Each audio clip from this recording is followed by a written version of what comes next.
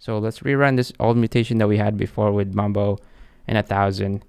Again, our response updated to 4,500. So now total donations in real time, right? So you can imagine as we implement the React UI, and let's hit submit. And there you go, automatically updated on the right with 2 million. The leaderboard is also updated. So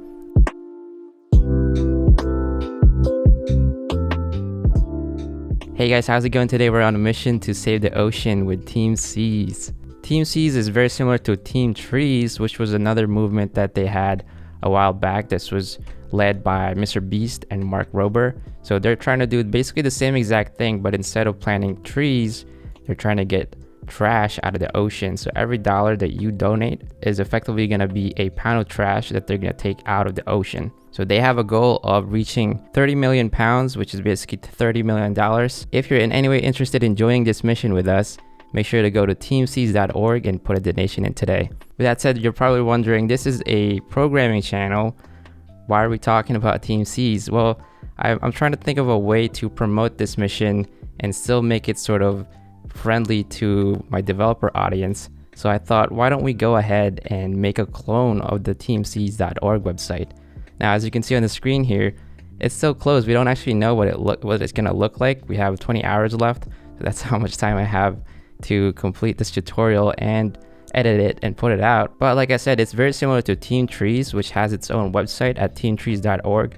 So I have reasonable confidence to believe that the TeamSeas website is basically going to be the same thing as this one, except it's going to have a slightly different brand to it. So we're going to take a look at the TeamTrees website, and then we're going to see if we can clone that and make our own version of it. So let's walk through some of the features that we're going to try and implement.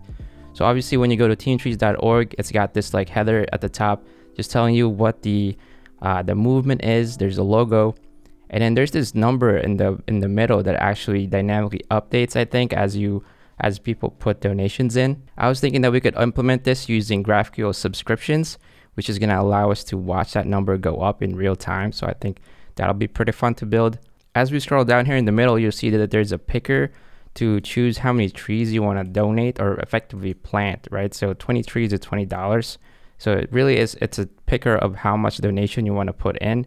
And then you can click next, and then it presents you this other form that allows you to input the details of your donation, or more specifically, the details of you as a person making that donation. And there's some things to pay attention to here. So for example, some things are required, some things are optional.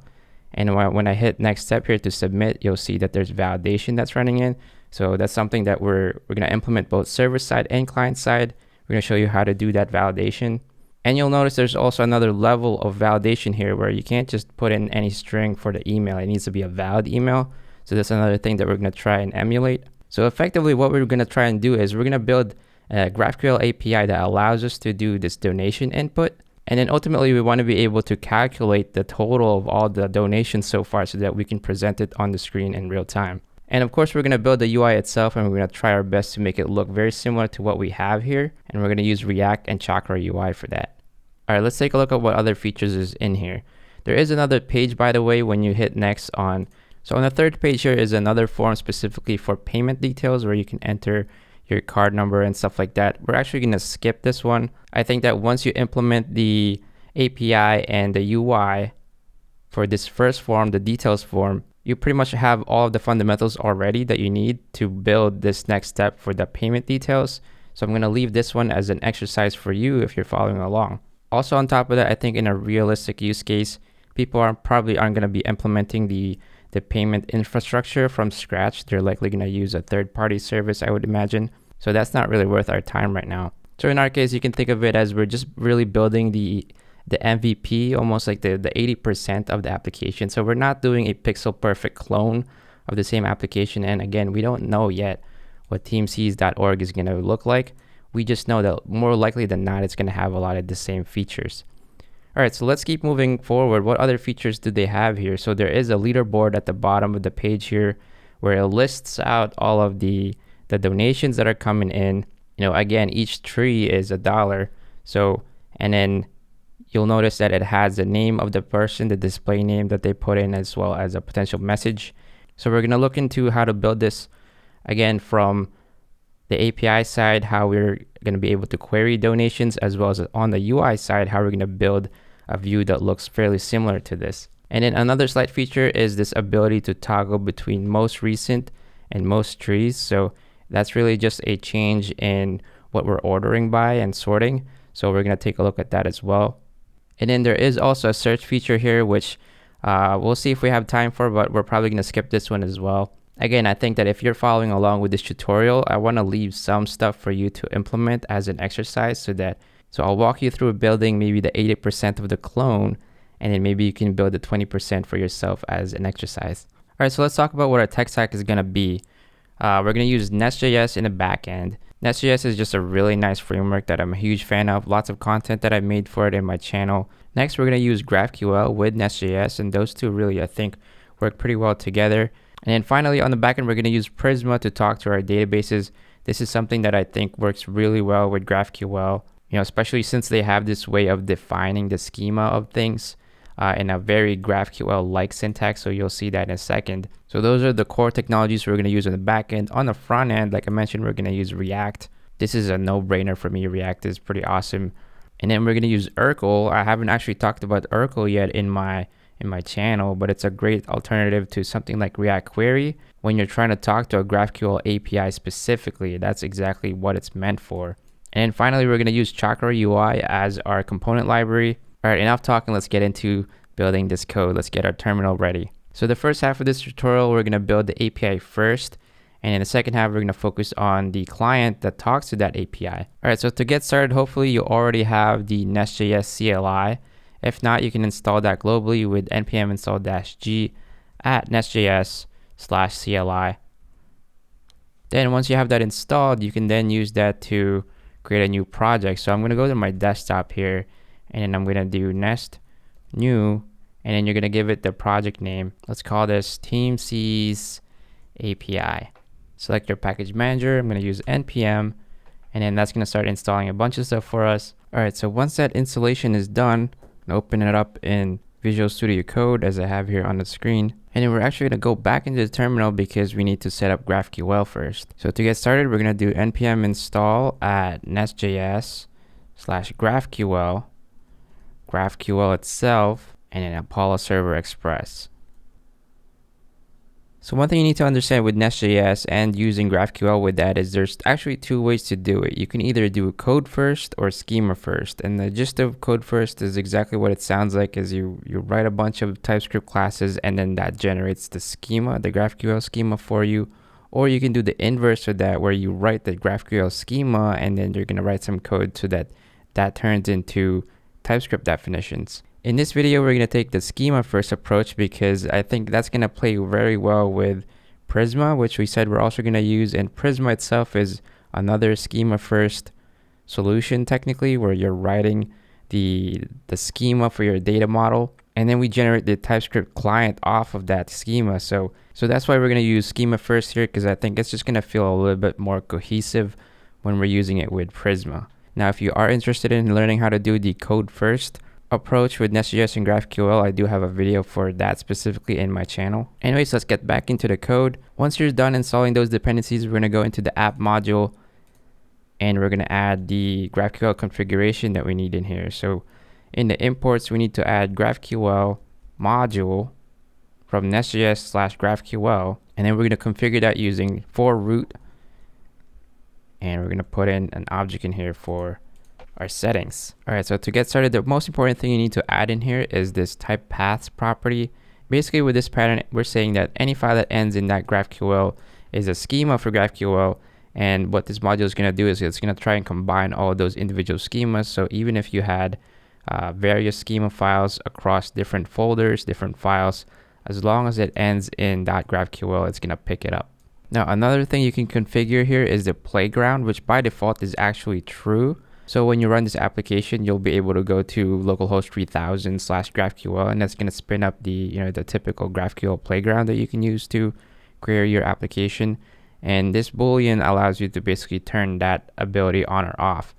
In our case, we're actually going to turn this off because we're going to use something else as our playground. We're going to use the Apollo Sandbox, which is a slightly more advanced version of the playground that's built specifically by the people behind Apollo. It's really cool, you'll see in a second. So the way to enable that is you have to bring in this crazy long import Apollo server plugin landing page local default from Apollo server core, and you got to add that as a plugin in the configuration here. So you'll see you can do plugins, and then we're going to add in this crazy long name here, and that's actually a function, so you got to call it. All right, so that's going to enable us to work with Apollo Sandbox. So that's the initial configuration. We're going to add to this more later.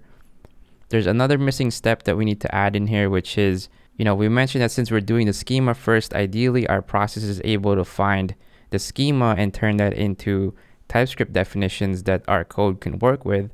So the way we're going to be able to do that is we're going to create this new file in src, and we're going to call it generate-typings.ts. And then I'm going to paste some code in here that you can pause the video if you want to copy it. But basically this just defines a lot of the same stuff where we tell it where exactly is our schema files. Again, it's the things that end in .graphql. And then we're going to tell it where is it going to generate the type definitions. We're going to do that in src/graphql.ts. We're going to output things as classes. I think by default, they do it as interfaces. Classes in general just work really well in the NestJS ecosystem because of all the decorator use. And then finally, we're going to call true here for watch, so that every time you touch the GraphQL schema, it's automatically going to watch for those changes, and then it's going to recreate the type definitions for you. So that's really useful for development, right? So this is basically a script that we want to be able to call, as we're developing. So we're going to create an npm script for this, open up package.json, right? So let's add a new script here, maybe under start dev. Let's call it gen typings. And we're going to do ts node, and then point that to the file that we just created. So that should be generate typings. And you'll notice ts node is already a dependency of our project here, so you don't even have to install that yourself. All right, so we've added that new script. Now, if you run that right now with npm gen typings, you'll see that it's actually going to fail because we don't yet have any GraphQL files in here. So that's the next step where we're going to do is actually start putting together some of our initial resolvers and the GraphQL schema. So back in the terminal, something that NestJS is actually very good about is they have some really nice generators. So one of the things that they provide is this command that you can call. You can do nest generate, or G for short, nestg resource, and then provide it a name of the resource that you're trying to make an API for. In our case, let's start with donations, because that's ultimately what we're trying to do, right? We're trying to simulate an app for donations. Hit enter there, and then it's going to let you pick which transport layer you want. And like we said, we're doing GraphQL schema first, so we'll select enter there, and then it's going to ask, do you want CRUD entry points? Now, we don't actually need the full CRUD because our app is really mostly going to do reading and creating, but I'm still going to hit yes here because it's going to generate a good amount of the boilerplate for us, and then we'll just clean it up a little bit to remove the update and the delete. So hit enter there. It's going to start installing some packages. You'll see it created a lot of these files for us in a new donations folder. So let's take a look at some of these. So in src donations, there's now a new donations.graphql, which is our first SDL for GraphQL, and you'll see that it comes with an initial example schema. By the way, if your screen looks like this and it's all white, or it's all one color, that means you don't have the proper extension to enable syntax highlighting. So I would look at a GraphQL extension, just search for GraphQL, and then typically whichever one has the highest downloads here, install that, and that should enable syntax highlighting for you. All right, so back in the file now, we have some nice syntax highlighting. Let's take a look at what we need to clean up in here. So we've got the donation with an example field, and then we got an input, we got an update, which we don't actually need, so we're going to delete that one. We'll keep the existing queries in here for now, but we'll update that in a little bit. And then the mutations, we only really care about creating donations. You can't update donations after you send them, and we're not going to allow deleting donations. So that's our initial schema. And then of course, we're going to add more to this in a bit. And since we just deleted some stuff there, we need to clean up the generated resolver. So donations resolver here is now going to have some stuff that doesn't exist. So we need to delete this update mutation, which we're not going to use, as well as the remove mutation. All right, so at this point, your resolver should only have really the create, the findAll, the findOne, and that's it. Later on, we're going to add subscriptions and some extra queries to this, but we're going to take it one step at a time. We also might as well clean up the donation service a little bit. You'll see that it just has some initial mock implementations in here. Again, we don't need to update and remove, so let's clean that up.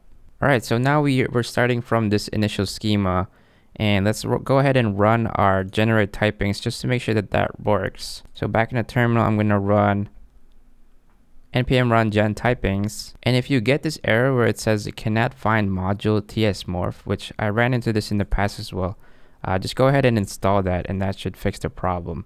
So npm install ts-morph.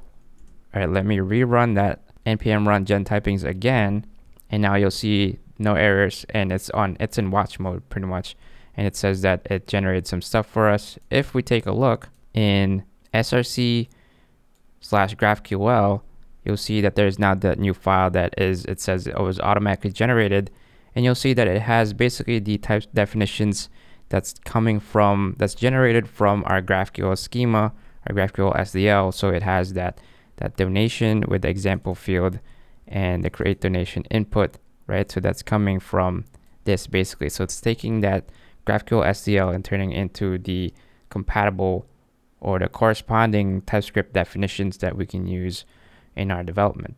In another terminal, let's actually go ahead and run our application with npm run start dev. And once that's running, you should be able to go to your browser. If you go to localhost 3000, you should see a hello world message there, which is coming from some of the boilerplate code that comes when you create the new application.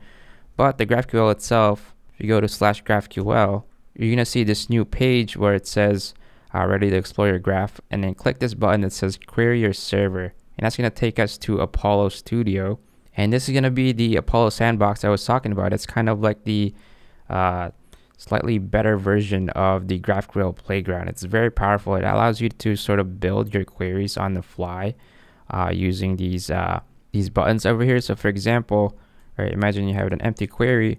You can explore what queries do I have, and then you can just pick and choose what you want to get in here. So for example, in our case, we want to get let's get the donations. You'll notice that as I click into that, it shows me that, you can also add this field, the example field. So let's run a query here. Now this is gonna fail because we haven't actually implemented the resolver for this, right? So if we were to go back in the code, right, we're trying to call this donations, and it's expecting you to return an array that has this example field in it. So let's just fix this real quick so that we can test that our basic API is already working. So what I'm going to do is I'm going to open up donation service.ts, and I'm going to implement a mock version of this findAll so that it's not just returning a string, and that's why it's erroring out, right? So it's expecting an array that returns a set of objects that has example field in it, and that needs to be a number.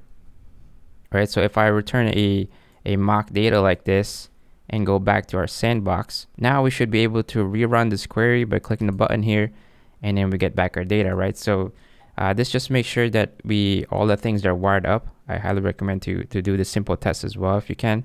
All right, so we're gonna keep going back and forth to this sandbox as we build out the code just to test out our API is working as expected. All right, so but obviously we're not actually using this example field, right? Again, it is just an example. So let's go back into the donations.graphql and let's start implementing the actual schema that we're trying to represent for the application.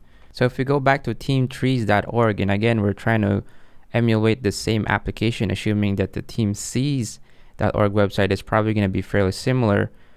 This is going to give us a hint to really what our data model should be. So for example, obviously there's some kind of count, right? In this case, it's trees, but in TeamSeas, it's going to be pounds because, $1 equals 1 pound. So we need some kind of data field that is representing the count of whatever that is, whether it's pound, trees, whatever.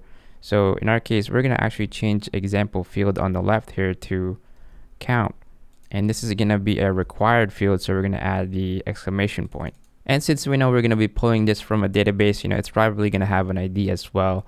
And let's just assume that's also a number. All right, so what else do we need to add here? When you hit next on the right side here on the application itself, it then puts you into this details form, which again kind of gives you a hint on what our data model should be. If you try to go to the next step, it'll tell you what actually is required. So display name and email address, let's add that in.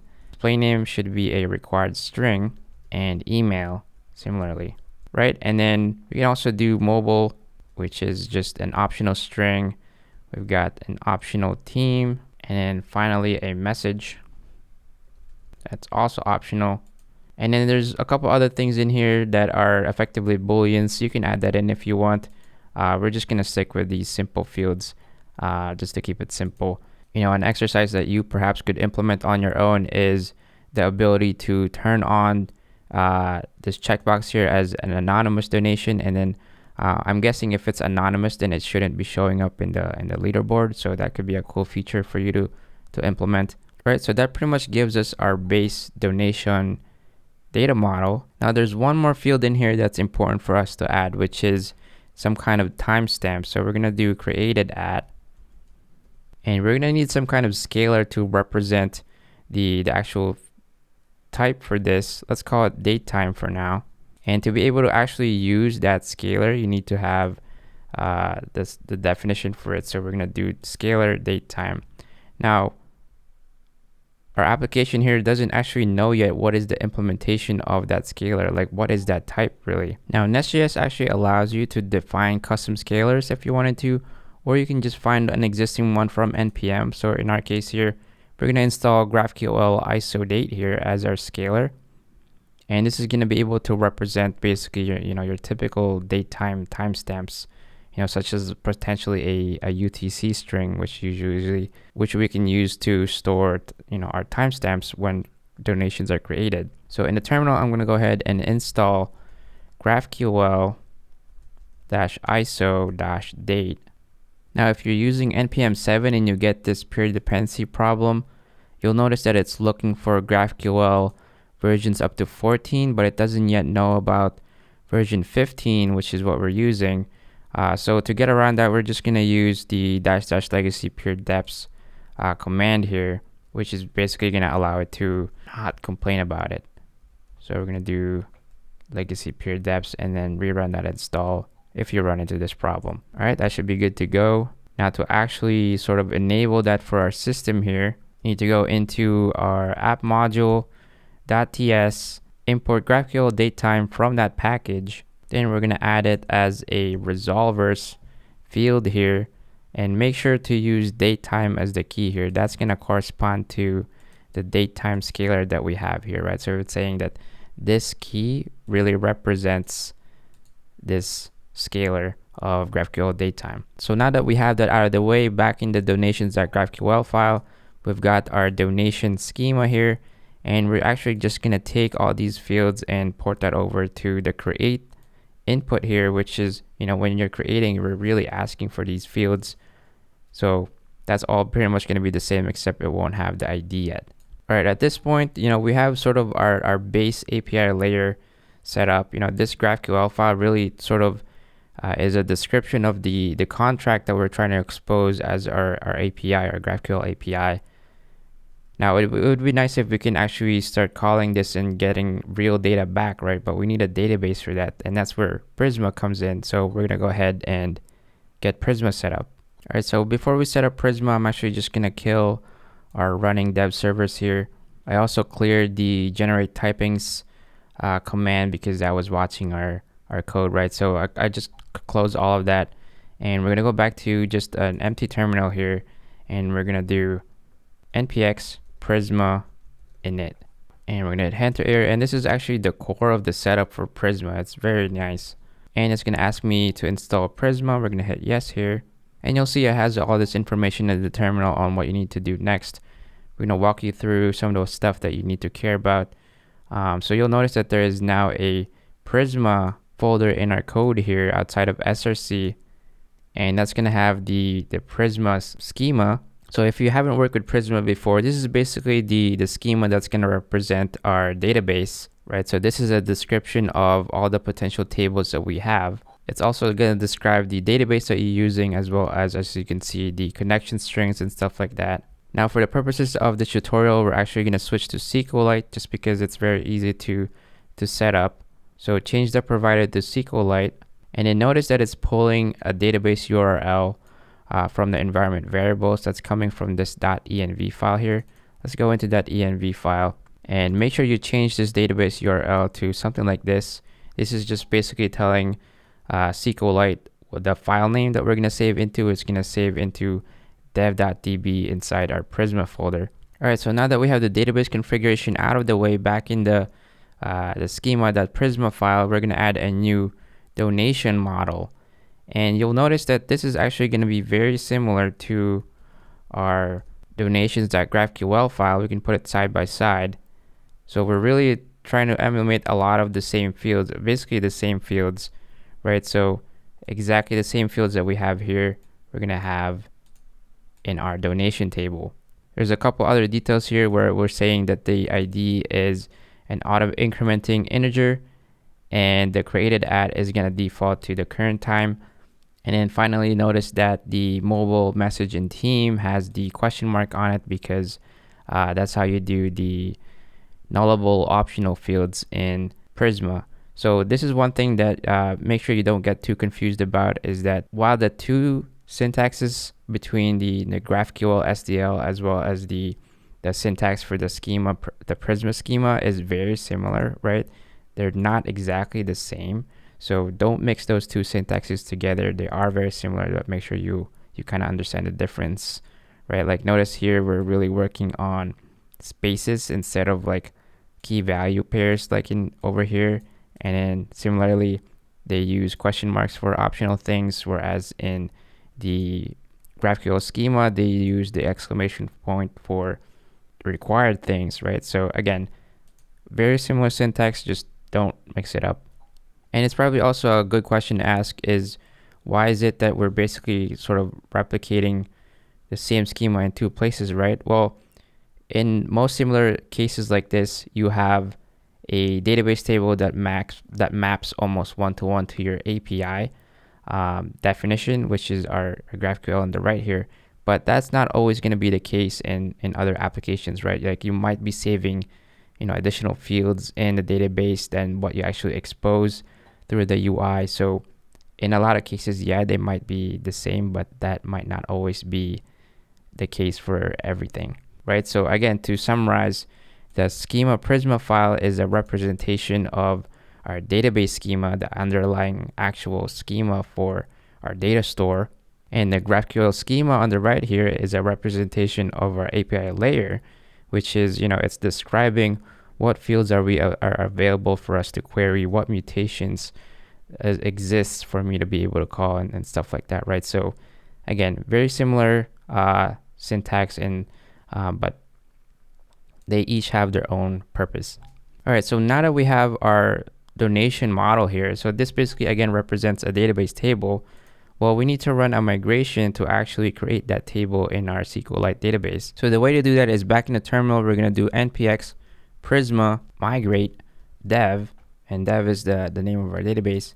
And then we're going to pass the name flag here and pass in whatever name you want to name your migration. So we're just going to call it init because this is going to be our first migration. Hit enter there.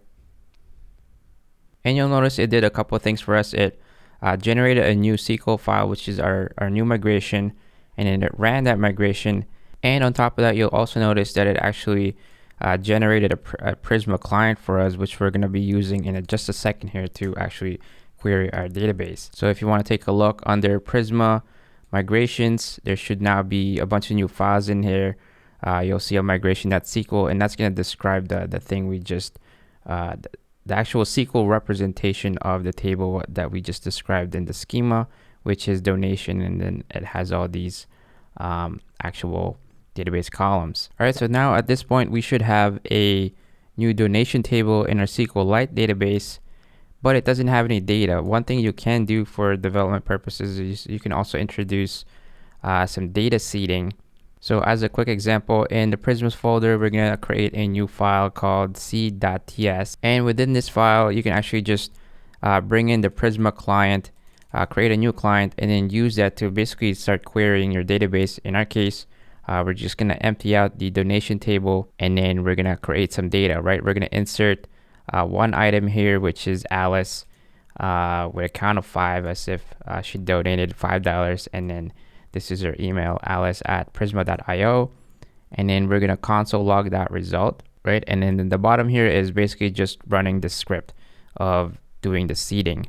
Now, how do we actually trigger this? Is what you have to do is go into your package.json, and within here you need to add a new key. Let's call it's gonna be Prisma, and then within that object provide the key of seed, and then ts node Prisma c.ts, right? We're just pointing to that file that we just created. And then to run our seed, we just go back into the terminal, and we're gonna run the command npx prisma db seed, and you'll notice that it runs that command talking to our c.ts file. It logs that Alice record that got created. Notice that there's a timestamp generated here, right? And we got ID 1. So that's basically proving that our database is working, right? It's auto incrementing IDs. It's doing a timestamp. So now we have a table with one item in it. And if you want to, you could use a database client like dbeaver or something like that, and open up your SQLite file in there, and you should be able to see that entry. But in our case, we're actually just gonna do the query, right? So now we've got the database. There's some data in there. We've got the GraphQL layer set up. So now we just need to connect the two to start actually building out this real API, right? So we've done a lot of setup so far. Now let's get into the actual meat and bones. So one thing I need to mention real quick before we move forward here is, remember that when we ran the migrations, it auto-generated the Prisma client for us, which we're gonna use in a second here. But anytime you actually change this schema for Prisma, you need to regenerate that Prisma client. So the way you do that is through the command npx prisma generate, right? So if you run that command, it's gonna parse through your schema, and then it's gonna regenerate that client for you, right? And that's the client that we're gonna use to do our queries and stuff. So now there's a couple of things that you need to generate if you're kind of following along. Is that our GraphQL schema needs to generate TypeScript typings. Our Prisma schema needs to generate the client, the Prisma client. Ideally, we're able to run both of those things at the same time automatically as we're changing the code. It would be kind of painful to have to remember to keep running those scripts, right? What we're gonna do is we're gonna create a simple npm script to kind of combine all of those generator things that we need to be running as we're developing code, right? So I'm gonna introduce a new script in here called, let's do Prisma generate. And basically it's just gonna be that Prisma generate command. And then we're also gonna add the watch command here, because ideally we wanted to just watch the file for changes as we're developing, and then regenerate the client as it sees those changes. So you probably see that these three scripts really need to be running in parallel so that we can do our development, right? So the Nest server needs to be running so that we can, and that's watching our code so that it regenerates itself, reruns itself as we change the NestJS code. And then similarly, this is watching the GraphQL schemas, and this is watching the Prisma schema. So we're gonna combine all three of these into a single script so that it's not painful to have to keep running three things at once each time we're developing. So we're gonna introduce a simpler dev script here, and we're just gonna use concurrently to run all those things in parallel. So actually we need to install that first. So let's do npm install -d concurrently. And concurrently, as the name implies, just allows you to run your commands concurrently in parallel. So and it has this nice shorthand syntax of, if you provide npm : then that just signals that, oh, that's an npm script. So that's why we have npm start dev, which is going to call this guy. We have npm gen typings, which is going to call this guy, and then npm prisma generate, which is going to call this guy, right? So, and then remember to escape the quotes in here. But pretty much when we run dev here, so let's go back to the terminal and do npm run dev, you should notice that that's going to run all three of our scripts side by side. And you'll see it even has some markers here to tell you which part of the thing is running, right? So these logs are coming from start dev, which is our nest. Earlier, it also showed you the logs for the two other things, the generate typings and the Prisma client. All right, so now we can go back into actually writing our API. So all of the configuration, the plumbing is in place. All of those things are listening for our code changes. So let's go back into our donations API and actually start implementing it. So in our donations resolver, we want to go ahead and let's implement this findAll. And ideally, we should get back our single item in the database, right, which was Alice donation. So we need to actually implement this findAll to be, a call to our database. So for us to actually be able to utilize Prisma, the Prisma client, to make queries, we first need to create a PrismaService for NestJS to kind of wire things up together for us. So in the Prisma folder, I'm going to create a new prisma.service.ts, and then I'm just going to paste some code in here. Go ahead and pause the video if you need to copy it. This is also in the NestJS documentation, but pretty much this is just the basic setup that you need to do to create a Prisma service that you can inject into any of your other NestJS services. All right, so once you have that, we're going to make that Prisma service be a import in our donations module. All right, so in here, you notice that we already have two providers in here, the resolver and the service. We're going to add the Prisma service in here and make sure to import that from the file that we just created. And then I actually want to make this be a relative import just to make sure it doesn't get messed up. All right, so now effectively the Prisma service becomes a dependency that we can inject anywhere. So we can go into our donation service here. And if you're familiar with NestJS, you know that dependencies get injected through constructors. So if I add a constructor here with Prisma as a injected dependency here, now we should be able to use that object. This is effectively the Prisma client, and we can use that to make our actual query. So within the findAll, we can simply change this to this.prisma. And notice that when I hit dot here, donation should be available as an option here as a key because of the generated Prisma client that we had. And then we can do dot find many. And this simply should just return everything in our donations table. All right, so now that we have that, make sure our application is running. And by the way, if you find that your application for some reason is not behaving correctly, even though you know it's supposed to be behaving correctly, I found that sometimes all of the stuff that's being generated kind of messes things up. So I would delete the dist folder and just rerun your application. That seems to kind of clear things up. So if you run into some kind of weird problem where it isn't behaving as like you think it should, try that first, delete the dist folder, and then rerun your dev script. So that's what we're going to do exactly. So I'm going to rerun my dev script here. All right, so my application is back up live. So back in our Apollo Studio here, the Sandbox, we're going to create a new query. And then within that query, we're going to do donations. Within that, we're going to add in, let's do ID, count, display name, and email, all of the required things that we added to the database. And then hit query. And we should be able to get back Alice. We can even add created at here and do the query again. And, you should be able to see that timestamp. So at this point, basically what happened is that we now have a, all of the pipeline is in place. We've got the GraphQL set up, we've got the database set up, and now they're talking together. So the rest of what we need to do from here is really just start implementing the rest of the API. Hey guys, let's take a quick break. If you're still watching at this point, I'm sure it's kind of a lot to take in, right? All of this stuff, putting it together. Take a moment to stretch. I know I took a break here, as you can see in the timer. Or maybe go to TeamSeas.org and see what this whole mission is all about. Again, this whole video really is for this mission to kind of promote it. I encourage you to even just take a look at the website, see what they're all about.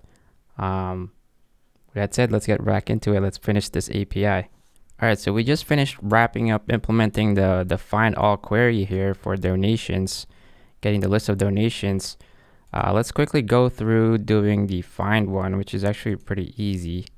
So in the corresponding findOne method in donations.service, we can simply do something similar here where we do this at Prisma donation.findUnique, and this expects a object that looks like this, where you do where and then an object that has, you know, the thing you're trying to match. So in this case, we're trying to do, you know, where the ID is matching. And one of the things you can actually do is if you want to, one of the types that Prisma generates is actually what this object is. So if we change our parameter here to, let's call this donation where unique input, kind of a mouthful, but that corresponds to this type Prisma.donation. You can see there's a bunch of types that it kind of generates for various queries and stuff. We're going to use donation where unique input. And if you take a look at what the shape of that object is, or that type, it's basically that, you know, that shape with the ID in it. So that's exactly what this is. So you can just take this and do it like that, right? And that's the same exact thing. So that's a quick example of utilizing some of the generated Prisma types, which can be pretty useful for a lot of TypeScript apps. This does mean that I think we need to update our donations resolver for the findOne, and this needs to be an object now, so we're gonna do it like that. All right, so let's do a quick test on our sandbox here. If we switch to a different query of donation, just the donation, and you see that it has a parameter in here that, or a variable that we can pass in at the bottom here. We're just gonna pass in 1 because we only have that one item, right, Alice? So we're gonna try and extract that single donation, and then in here, just to make sure we got the right object, let's get the fields for ID count and display name, hit query, and then you see that it returns that the single record of a donation. So pretty easy, right? All right, so let's get to some of the more interesting stuff. Let's try to implement this create donation mutation. So one thing to notice here is notice how our input argument type here is create donation input, and it's using this type create donation input, and that actually comes in from one of the files that Nest generated when we created the CRUD originally. So if we go into that, it's actually just an empty class. Now, as you saw earlier, there's a bunch of classes that Prisma sort of auto-generated for us. So we can actually just utilize one of those generated classes instead of that one. So for example, we can turn this into Prisma.donation create input, right?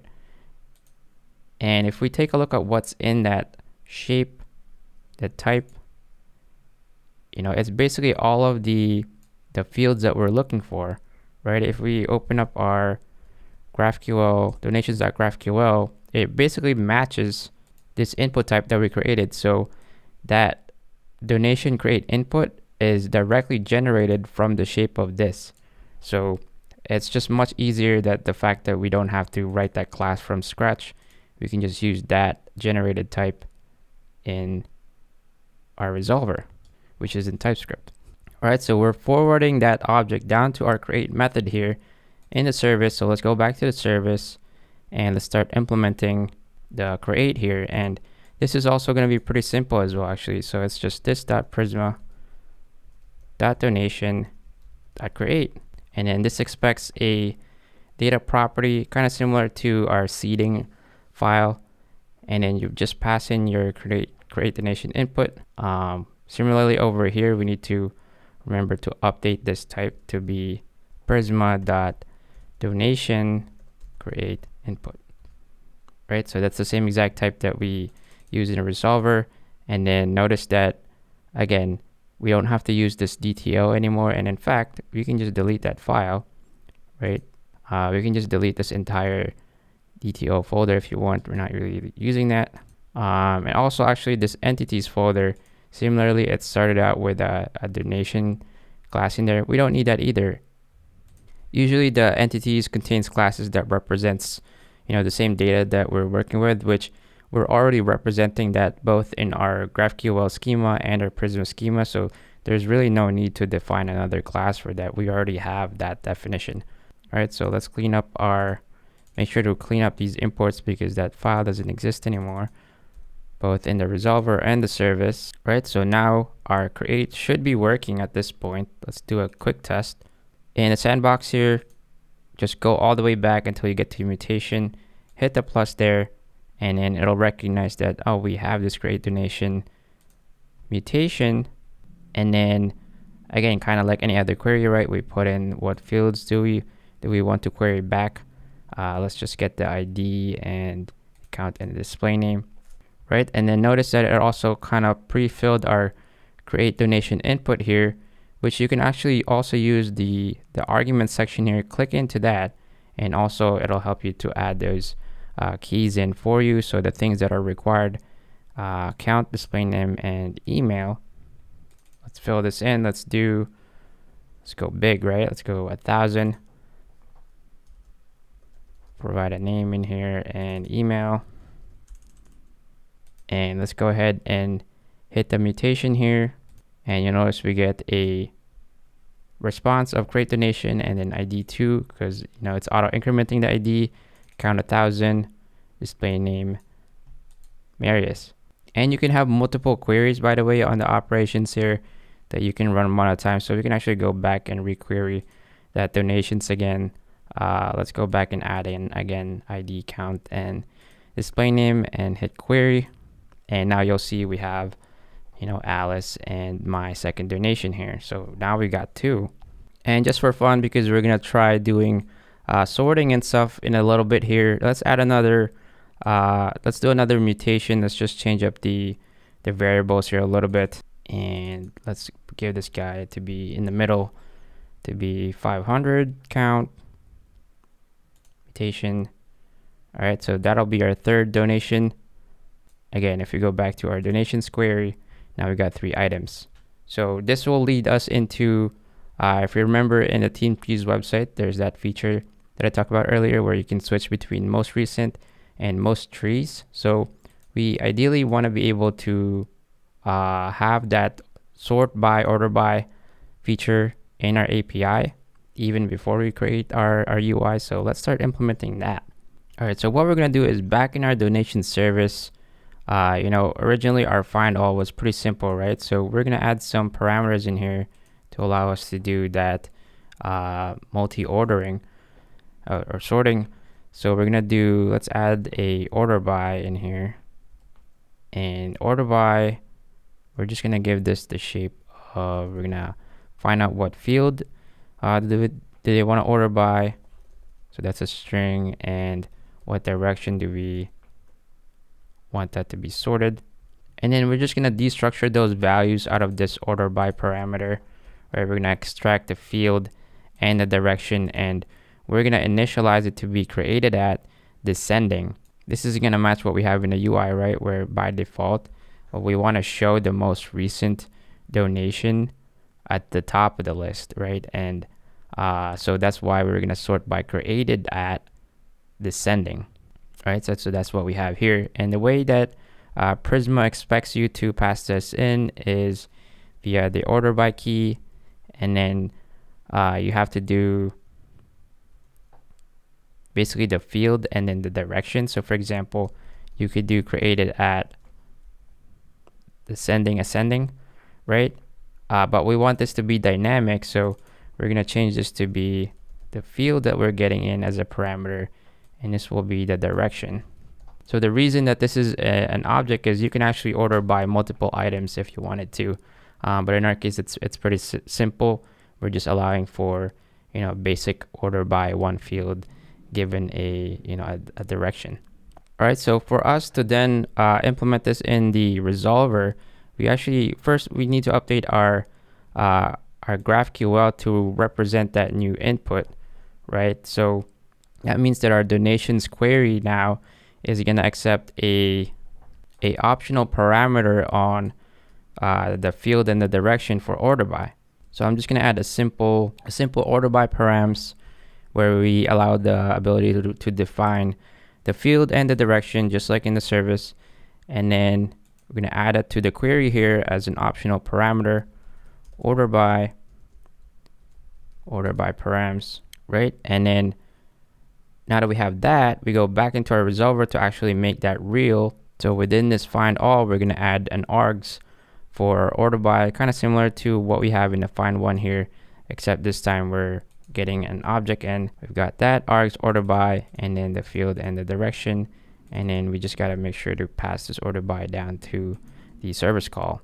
Actually, as I'm writing this, I realized that we don't need to inline this type because it's one of the types that's in our generated type definitions from the schema, right? So this input type is the same class that we have here in GraphQL.ts. So we should be able to take this order by params and replace this guy with that. Just gonna make sure to import it. And we'll also copy that over to our service up here.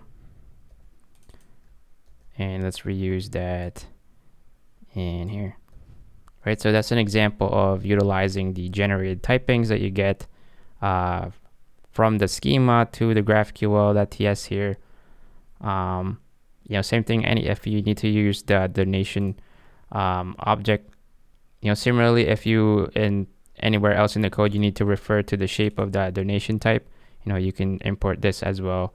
All right, so that's our implementation of adding order by. Let's do a quick test in the sandbox. So right now, if I rerun the query on donations, notice that it's now in created at format, or sorry, it's in the order of created at descending, right? So it was the 500, the 1000, and then the Alice. But now we can add an optional argument here, the order by argument that we just added to the donations query. So notice that it got added here. And then in our variables here, we can then also add the input fields that we want in there.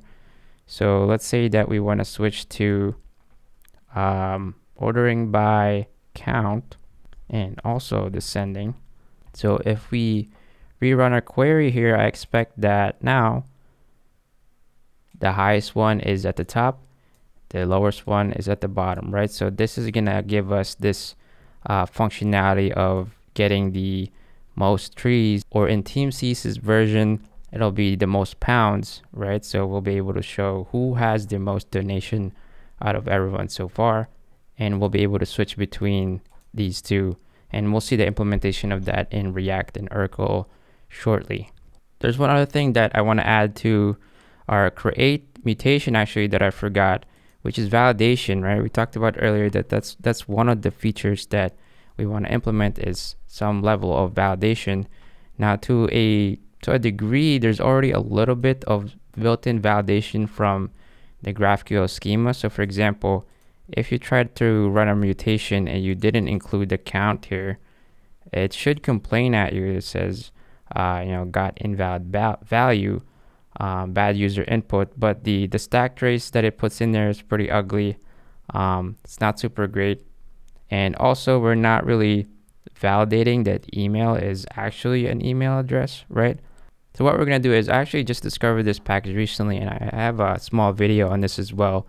It has this generic name with Prisma NestJS GraphQL, but the way it's supposed to work is it allows you to add a generator to your Prisma schema, and then it's going to generate additional classes that's specifically meant for the Nest GraphQL module for NestJS. And I know it's probably confusing with what I'm talking about here so far, but in NestJS, if you didn't already know, it has a built-in feature for validation through pipes, right? So there's this validation pipe that we're going to turn on in a second here. And then the typical recommendation that they want you to use that with is class-validator.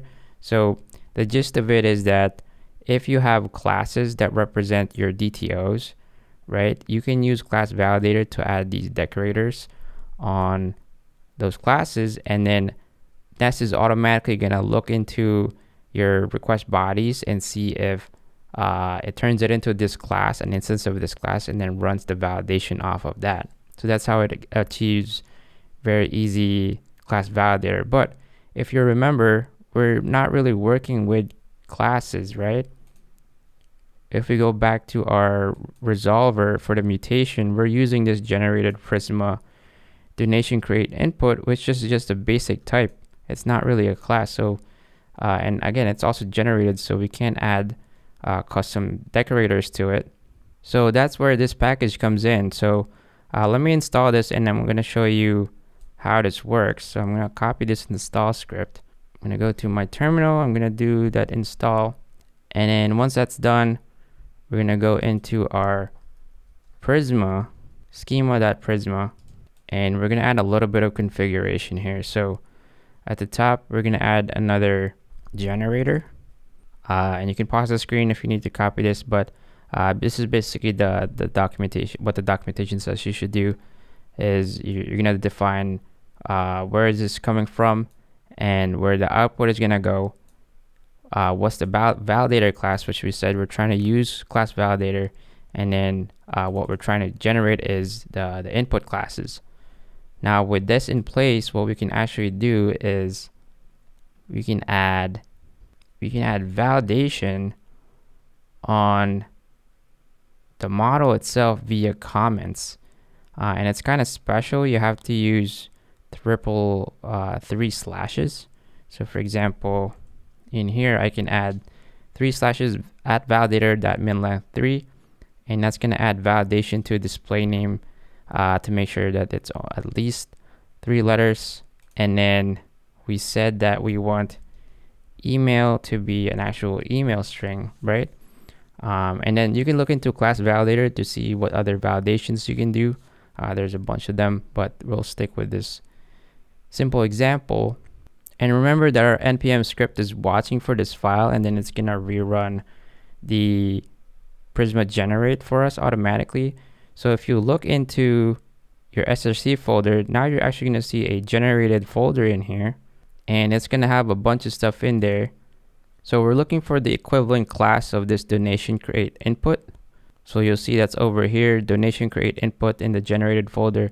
If we click into that, take a look at what's in here. It's effectively the TypeScript version, the class version of that same type, except now it has the decorator. So this means that we're going to be able to use this with the validation pipe to actually run those validations, right? So let's get this let's get this working.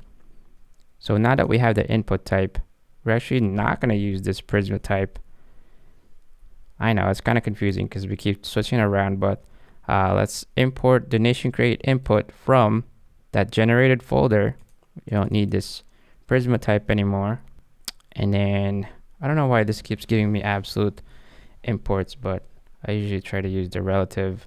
All right, so that's effectively the same exact shape as this type, except that it has that extra metadata for validation.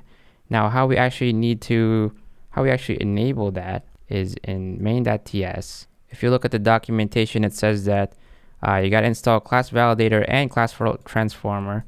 So we'll take that. So npm install class validator, class transformer, and then in here we're going to enable the validation pipe globally. And let's take our terminal. Looks like everything's green. So let's go back to our Apollo Sandbox and actually try this out. So let's bring back our count in here of, let's do 1000 again. And remember, we put in 2 validation rules. One is that display name needs to be at least 3 letters. So if we just made this 2 letters, and then let's make this email invalid, right? Let's remove the punctuation marks, and let's run our mutation. Now you get back an error message that is a little bit more helpful, right? It actually is providing you some nice messages of what that problem is. It says display name must be longer than or equal to 3 characters. Email must be an email. So our validation actually is running. So if we switch this back to Mumbo and mumbo.@email.com, that one's gonna pass because it's all valid. And then again, you can go into class-validator, and there's a bunch of different rules that you can do for, numbers and lengths and min, max, and stuff like that. Really, whatever you want. But I think for our use case, this should be what we have here should be enough. So that's pretty cool, right? What else?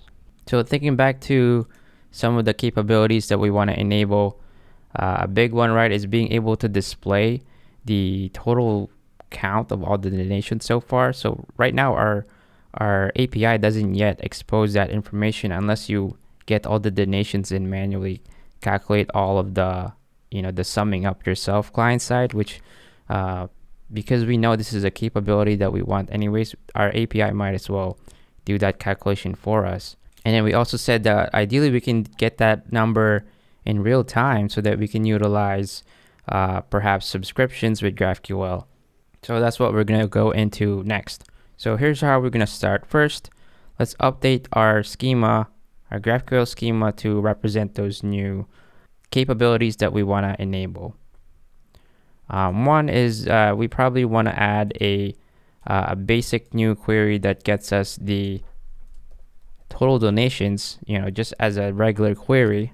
So let's go ahead and just implement that real quick. So in our resolver, we're just going to add a new query in here for total donations. And we're just going to do something simple like this, right? So it's just similarly structured as anything else in here. You do query and the name of the query, and then we're just going to call a method in our donation service, which is not yet implemented. So in our donation service, let's add a new method in here, an async method, get total. And in a database, how might we get the total of all the columns, right? Well, you can use basically an aggregate query, and Prisma has support for that. So we can just do let's do response equals await this dot Prisma dot donation dot aggregate, and then within this method you have to define what do you want to aggregate. We're gonna tell it that we want to get the sum of the count column, so we're gonna pass it in here true, right? And this is gonna bring back a response object that is gonna include that count, but we just want to return that count directly, so we're gonna parse it out. So we're gonna do return response dot underscore sum dot count, and I believe that should complete our implementation here. So back in our sandbox again, let's do a new query in here for a total donations. Let's add total donations in here, which just returns a number. So I think if we just hit run query here, we get back all of our donations so far, and then at the bottom here it says total donations 2,505, which I believe is correct, right? So 1,000, 1,000, 2,505. So there you go. There's our aggregator. Now that's pretty cool that we can get the number, but ideally we have the ability to listen for changes. Again, if you imagine that this website is for like Mr. Beast, really, for him to be able to just look at the website and see the number going up as people are donating, right? So that would be really cool to be able to update that in real time. So how do you do something like that on a client? Well, typically you have really two solutions. One is you can do something with WebSockets so that you have a direct connection, so that every time that value changes, the server can push the updated value to the client. In the GraphQL space, that's usually implemented via subscriptions, which is exactly what we're going to do. The other alternative, of course, is you can just pull the this total donations query that we have, and then that's another way for you to sort of make it real time by just trying to update it on an interval. But we're going to do the cooler solution, which is subscriptions, so we can actually get that value in real time. All right, so just like before, we need to go back to our donations.graphql here, and we need to add the description of our subscription here. So let's say that we're let's do subscription,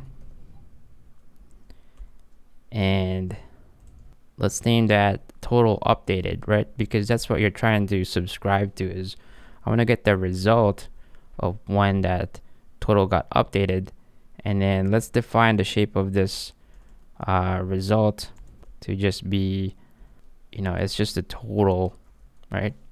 So the subscription, ideally when it's working, you'll get back basically this object with the new total in it. Now, how do we actually implement that? Well, there's a couple setup things that we need to do. First of all, we got to go back to our app module and add to our GraphQL module for root configuration here. There is a subscriptions property that this accepts, and this is going to allow you to configure the type of the WebSocket server that you're going to use with our Apollo server behind the scenes. So there's really two options. One is sort of the legacy option, which is this package subscription transport WS, and then the other is the newer one, which is what is recommended to be used, which is the GraphQL WS package. And there's a note about this in the documentation if you want to take a look at it. Over here it says that if you use the install subscription handlers true property, that's actually turning on the subscriptions transfer WS, which is being removed in favor of GraphQL WS, right? So you have the option to turn either one or both of those off or on if you want to. Now we're going to turn both of them on actually, because the sandbox that we're using is still using the old client, the subscription transport WS. In our React client later on, we're going to use GraphQL WS, so we kind of have to support both. And because this is the newer one, I wanted to show you how to use that one, but we're using this guy as well because we needed to call our subscription in the Apollo sandbox. All right, with that configuration in place, there's one more library that we need to install. We're going to install the GraphQL subscriptions package, and this is like a mini pub sub system, as it says here, like Redis. That's going to allow us to sort of communicate when our subscription needs to be triggered. In our case, we need to trigger the subscription to push data at every mutation, right? And also notice it says here that you need to use this with a network transport, which we have configured previously. So let's go ahead and install that package in the terminal, npm install GraphQL subscriptions. And the way we use that is within the resolver. I'm going to import the pub sub object, and we're going to create a new instance of that, like so. And then like we said, within the mutation, this is the thing that we want to effectively publish the event that, hey, there's a new donation that came in, update the total, right? So let's make this into an async function because we need to await some stuff in here. What we're going to do is, instead of directly returning the created value or donation, we're going to do created equals this guy, and we're going to await it. And why is that? Because what we want to do is we want to calculate the total after it's been added. So we're going to do this dot donation service that get total, right? So we wanted to save the donation first and then calculate the updated total. And then we want to communicate that new total to our subscription. So we're going to do pub sub dot publish total updated, and then we're going to provide an object here that has the shape of that subscription response that we defined earlier. So it's going to be total updated total. And then you got to remember to return created here because we still want that to return the value as before. But now it's actually calculating the total and then publishing that as an event saying, hey subscription, hey subscribers, you now have a new total, get this value, right? So the only missing piece here is that we need to add the actual subscription resolver, right? So let's add a new method here. Let's call it total updated, and make sure to wrap this, decorate this with subscription from NestJS GraphQL. And then we're gonna return pub/sub.async iterator, and then make sure to provide this with the same key that we're using on our publish here. So this needs to be total updated, right? So to kind of explain again, to summarize, when someone creates a donation, we save that in the database, we calculate the new total, we then publish an event with the shape of the result that we're returning, right? If we go back to our donations GraphQL, remember our subscription returns this result, which is just this object of the total, right? So that's what we're trying to really generate here. So this object ultimately is what this responds with when there is a new publish. So let's go back to our sandbox and see if we can try this out in action. All right, so I'm back in the sandbox. This time I'm going to add a subscription of total updated, and I'm going to get the total field in here. That's really the only thing we have. I'm going to hit play here, and you'll notice that it's just listening, and and it says it's green. So technically that means we made the connection. If you didn't configure this transport layer incorrectly, you'll actually see that turns into red because it's unable to connect. Again, that's why we have this one, is so that we specifically can test with the sandbox. If you're not using the sandbox, you can just turn this off and utilize the more newer recommended one, which is this GraphQL WS. Anyways, so back to this. Now it's listening, right? So how do we trigger getting a new total from the subscription? Well, we just need to create a new mutation. So let's rerun this old mutation that we had before with Mambo and 1000 and hit the mutation here. That created a new mutation.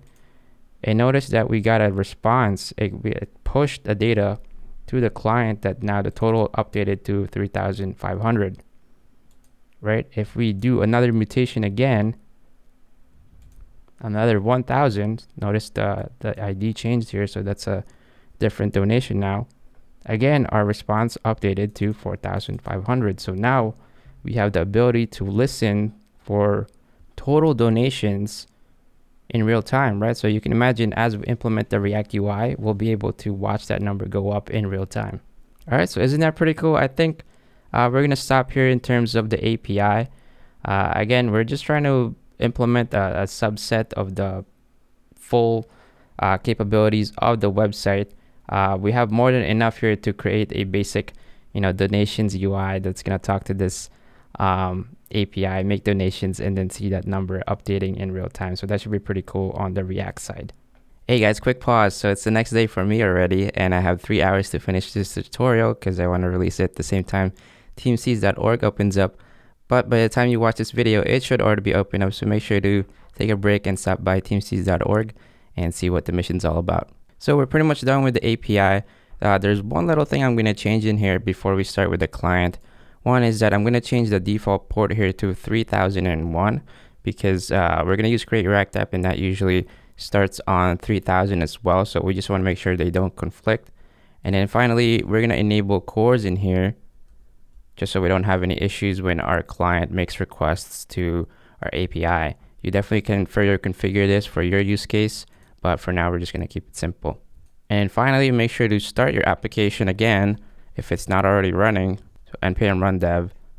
All right, at this point, we're ready to start the client. We said that we're going to use Chakra with React, Create React App specifically. What's really nice with Chakra is actually comes with some templates ready to use for Create React App. So this is what we're going to do. We're going to do npx Create React App, the name of our application, template, and then Chakra UI TypeScript, right? So we're going to copy this. We're going to open up a terminal. So let's go to our desktop again, paste that command in, and I'm just going to change this to TeamSeas UI. Hit enter, and that should initialize our application for us. There we go. We should be able to open this in VS Code as well. All right, so what we get here is pretty much your typical create React app, except it's already set up to run with Chakra. So you'll notice if you go into app.tsx, it's already going to have, a bunch of stuff in here sort of pre-populated for you. Makes the setup very easy. So let's go ahead and start our application. We're just going to run npm start. And eventually the browser should open up automatically on localhost 3000, and you're going to see the spinning Chakra UI logo. And it even comes with this dark mode switcher, which is really nice. But we're actually going to get rid of that because we don't need it.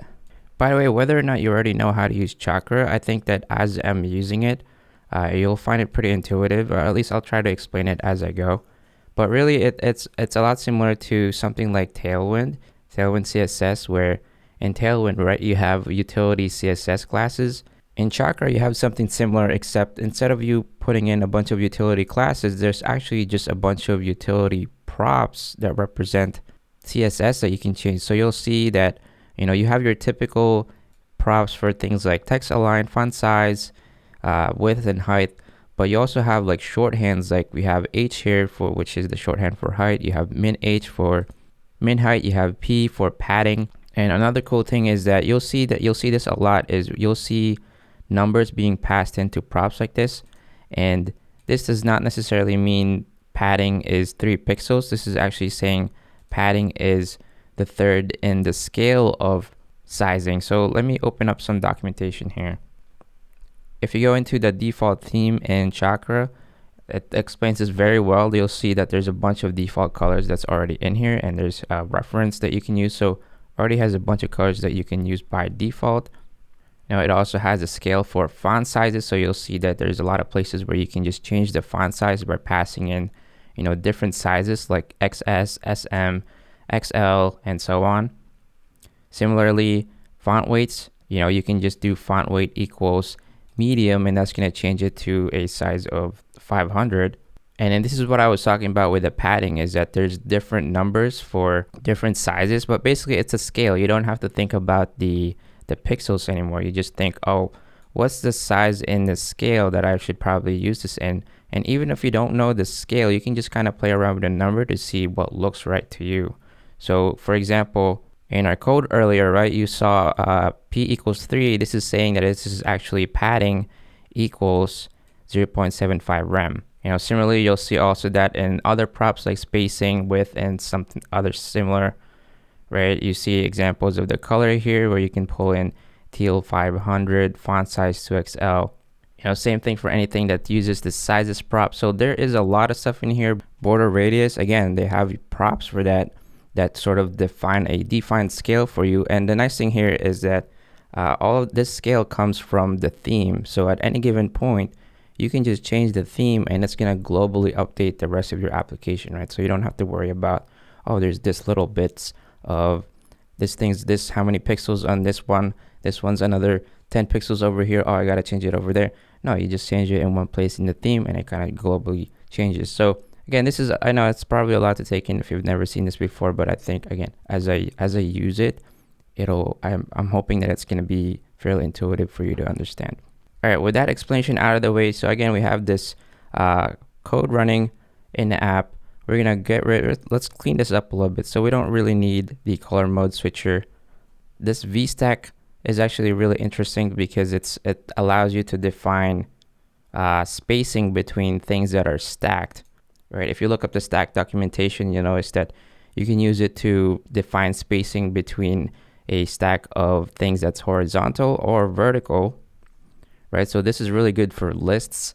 You can, of course, also use things like, you can use flex with justify content, space between, or something like that. So you can kind of play around with it and see which one works for your use case. We'll see a little bit more examples of that as we go.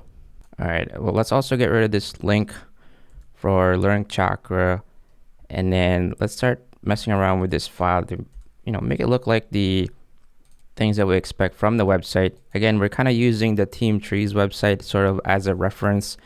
There's a good chance that TeamSeas website might look different, but we should be, reasonably close to what might be on that page is likely, right? Some kind of mission statement, probably the numbers that count of how many donations have been made so far, and then as we talked about, the rest of the stuff in here. So why don't we actually start by changing the logo here. I'm just going to paste in a logo from TeamSeas, and you can just go to teamseas.org to pull a copy of this yourself. And then notice that we have a logo component here. We're just going to change what that points to. So we're going to change the logo here to be the one from TeamSeas, and then we don't actually want it to be spinning like that. So let's get rid of this animation. So we're just going to simplify it to be something like that. Back in the app.tsx, let's update this size to be a little bit smaller, I think. Let's go with 32. And then we probably should have some kind of header in here. So let's put in heading from Chakra, and let's update this text to be, just your typical subtext. And by the way, the headings, you can add various props on it. So for example, maybe we want this to be an H1 specifically, and let's set the size to be an XL, which I think will be a little bit bigger than what we have now. And then I guess we're actually doing TeamSeas, right? So planting doesn't really make sense here. So let's do, I don't know, remove trash with us and track our progress. All right, so pretty basic. We just have basically, kind of have what we have over here. We have a logo. You can play around with the sizes and stuff. We're keeping it pretty simple. You can also, maybe let's add a gray 50 background here, just so it's a little bit off-white. So we should probably think about the fonts real quick. So if you look into the fonts we're using in teamtrees.org and teamseas.org, it's actually using Monstera. So let's quickly look at how we're supposed to configure fonts with Chakra. All right, so in another terminal, there is actually a library that you can install a bunch of fonts from. So almost a lot of the fonts that you can find on Google Fonts, for example, is in this library. So we're gonna install at font source / Montserrat. How do you say that? Montserrat, whatever. Let's install that. And once that's installed, we go back to our app.tsx. In your case, wherever you have this Chakra provider where you're changing the theme, that's where you're going to extend the theme, right? So that's exactly what we're going to do. We're going to extend the theme, and then we're going to add the extension to change the font to be what we want, which is Montserrat. And then we don't need to import this theme directly anymore because we're extending it. So the theme we're passing into the provider is the extended theme. And make sure to import extend theme from Chakra. Now, if you look in the app right now, you'll see that it actually changed the font a little bit, but it doesn't load in the fonts yet. So there's one more step missing here, is that you need to load in the different weights that you're going to use. So you can load it in like this. So import font source, the name of the font, and then the weight. So right now we just imported 400, but really your app is probably going to use multiple weights. At minimum, you probably want something for a regular size, a regular font weight, a bold, and then a light. So in our case, we're gonna do 700, 400, and 300 for the three of those. And then in your case, feel free to add more as you need, but this should cover our use case where you'll notice, oh, the heading is usually bolded, so that's probably gonna use 700. The regular text might use, I'm guessing 400, and then anywhere you're using a light font weight is probably going to use 300, right? So for example, I think if we change our text to be font weight light, you should notice that that made the text here slightly thinner, right? So again, there's lots of like utility props that you can use all over the place to change this around. We're just going to change that back to regular. All right, so we got some base styling out of the way. All right, so we got some base styling out of the way. What do we want to do next? So remember at the top of the Team Trees site, and likely also in the TeamSeas site in the future, it's probably going to have some kind of counter of how many donations has been made so far. So let's try to emulate something like that. Another cool thing, by the way, is when you refresh the page, you'll notice this number actually does this little counting animation. It would be cool if you can replicate that. So in our case, maybe let's bring in another heading of, let's say, let's make this an H2 with a size of 4XL. We want that to be pretty big. And then let's put in some dummy numbers in here just to see what it looks like. All right, so we got some big numbers at the bottom here. So how would we do the animation of it counting up? Now, I'm actually not a huge animation expert, but I do know that in our application, one of the dependencies that it already has because of Chakra, I think, is framer motion. And framer motion is really useful for all sorts of animations. And in Stack Overflow, if you search for how to do a basic count up animation using framer motion, you know, I want to give credit to this guy who gave this answer. We're pretty much going to copy that because that's basically what we need. And again, because we already have framer motion, there's nothing for us to install. All right, so what I'm going to do is I think I'm going to make a new folder in SRC. Let's put a donations folder in here. And maybe that's where we'll put some of the components related to the donation, right? So in our case, we want to have a animated counter. So I just added a counter.tsx in here, and then I put in the code from that Stack Overflow answer. You can just copy it. Feel free to pause the video. And what's going on here, it's really simple. It's just that we just have a div, and that's where we're going to put the number in.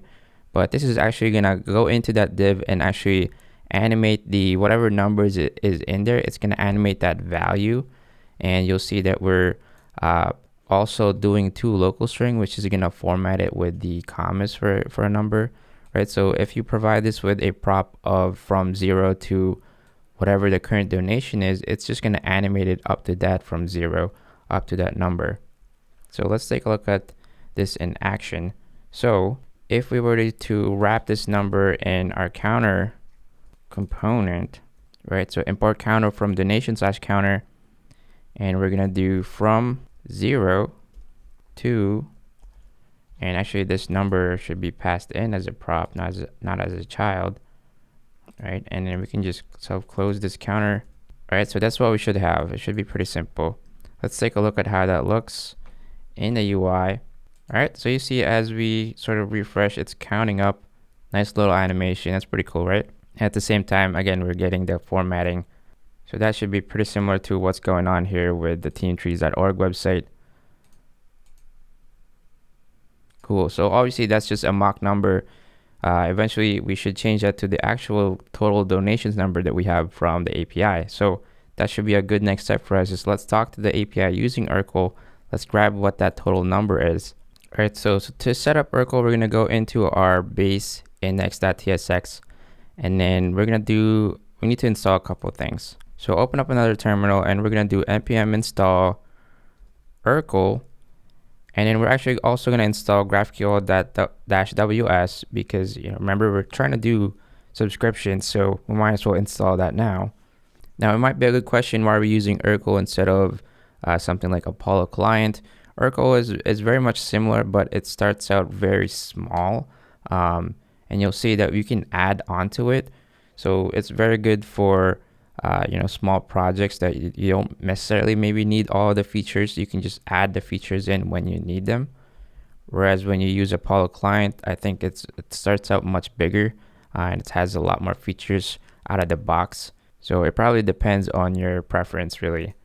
All right, so in our index.tsx, we're going to import a bunch of stuff from URQL, and really to create a simple client for URQL, what you need to do is do create client, and then pass in some configuration in here. The very minimal configuration that we actually need is just a URL. So this is going to point to HTTP localhost 3001/GraphQL, right? That's our running API that we just built earlier. And then while we're here, we might as well set up the subscriptions as well. So we install GraphQL WS. So let's make an import for that. And we're gonna also create a client for that. So think of it as sort of its own connection, right? Because it's its own WebSocket connection. So that's just gonna be WS localhost 3000 GraphQL. Now, like I said, the base URQL is actually extendable, and they do that through what's called exchanges. So to keep things simple, basically we're just gonna extend whatever current exchanges we have, right? That's what this default exchanges is. So we're actually just gonna spread that. So we want to put in what already is there, but we're going to extend it by adding the subscription exchange. And this takes in a little bit of configuration as well. And let me type up some code and then you can just copy it. So basically in this subscription exchange, we're just adding some configuration for it to use the specific WS client that we have from GraphQL WS, right? So we're just making the two sort of work together, right? And that's really pretty much the configuration we need to have for URQL. Now we just need to use the provider so that we can provide this client across our entire application, and then we can just create queries anywhere. So to do that, we're actually going to wrap our entire application with that provider, and this is expecting a value of the client that we created.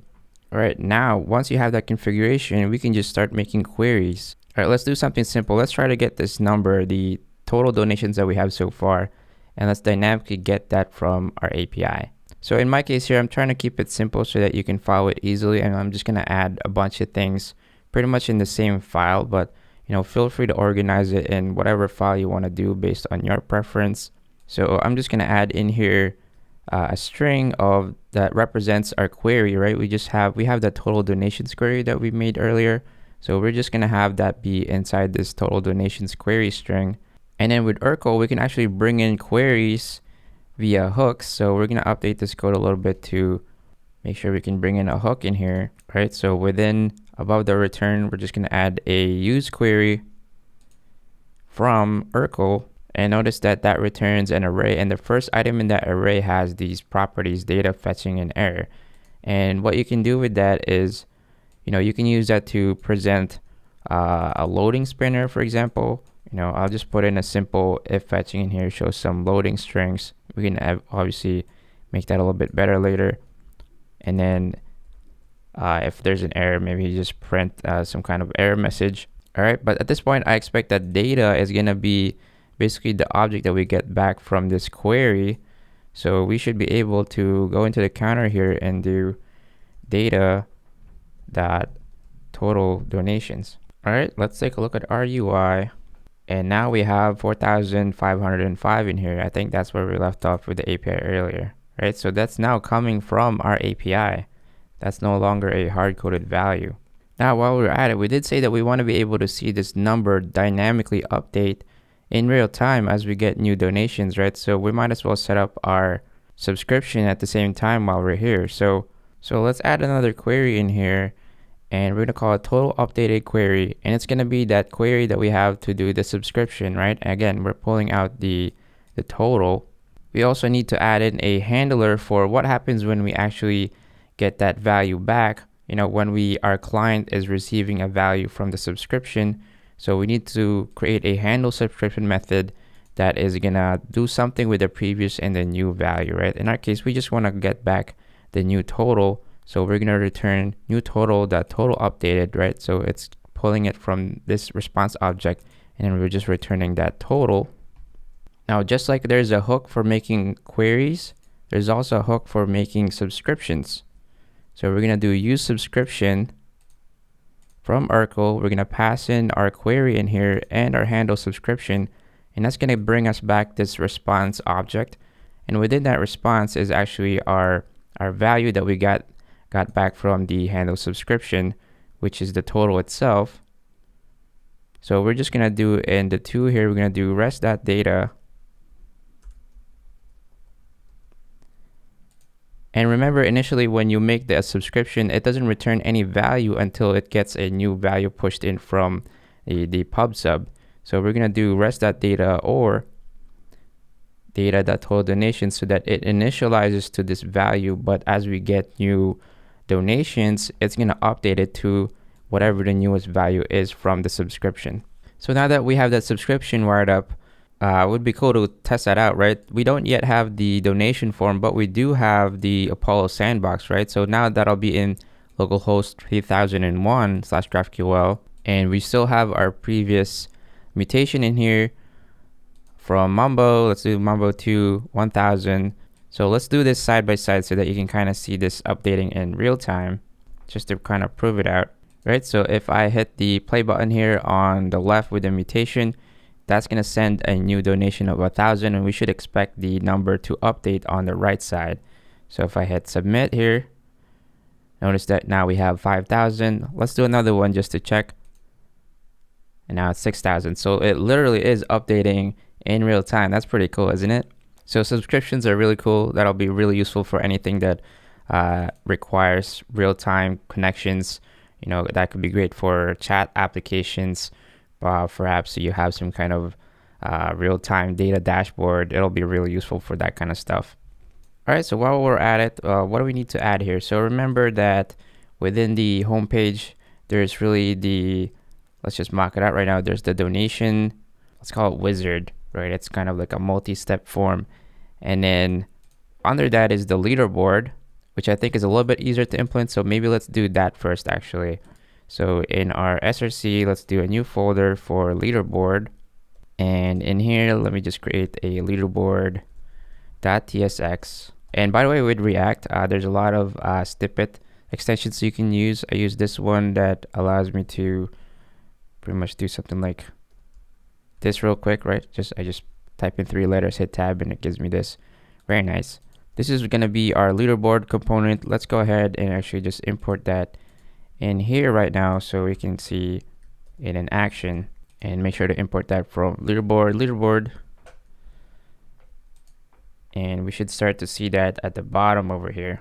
So what are we trying to build here? So going back into the TeamTrees website, again, I hope that the TeamSeas website is probably going to be similar. Otherwise, this tutorial is going to be kind of unrelated.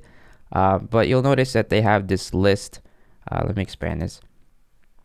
They have this list where pretty much it displays the team name, the display name of the person, the message that they sent, and then the number of trees, or in our case for TeamSeas, it'll be, I guess, the number of pounds. And then they have a formatted date string, which is going to be our created at from the API. So pretty much what we need to do is pull in that data and then display it in a list like this. So let's take a look at how we're going to do that. All right, so let's bring in some Chakra components in here. Let's bring on the box. A box is really just a div that allows you to define all sorts of CSS props. So for example, you know, maybe we want this to be width of 100%, right? So it really is just a div, but it allows you to use those really nice utility props. And then let's probably bring in heading, which is also from Chakra UI. And let's put in this leaderboard in here. Should probably do it in caps. And there's 2 ways to make things in caps, really. You can just type it out in caps, or you can use, I believe in CSS, you can do text transform uppercase. That'll be similar. And then we need to sort of start designing a component that represents each of these cards, right? So let's maybe say that that's going to be called a leaderboard item.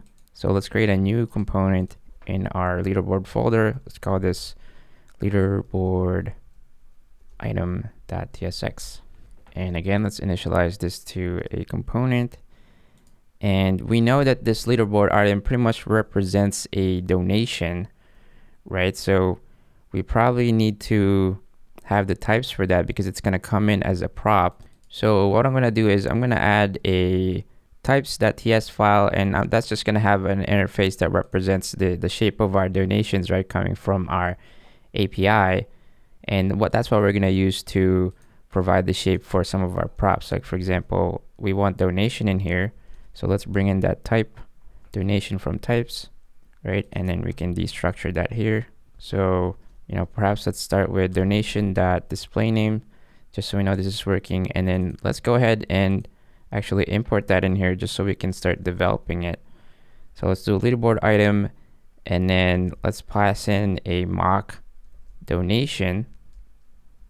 This is a good way to design components, I think, is you just pass in some static data, and then you can wire it up later, right? So if we pass in a mock object donation in here that has display name of, and because this is expecting a more real object, we also need to provide count and created at, right? And those are really the minimum fields that we need to display something. Technically there's also email, right? But that's not necessarily something that the API might expose. So that's why that's not in here. So let's go back to our leaderboard item that's displaying the display name, and we added that to our leaderboard with just a mock donation. So we see Mr. Beast right here, right? So our goal is to make this look something similar to the cards that we have here, right? It's not gonna be a pixel perfect replication, but we're going to try to get close to that.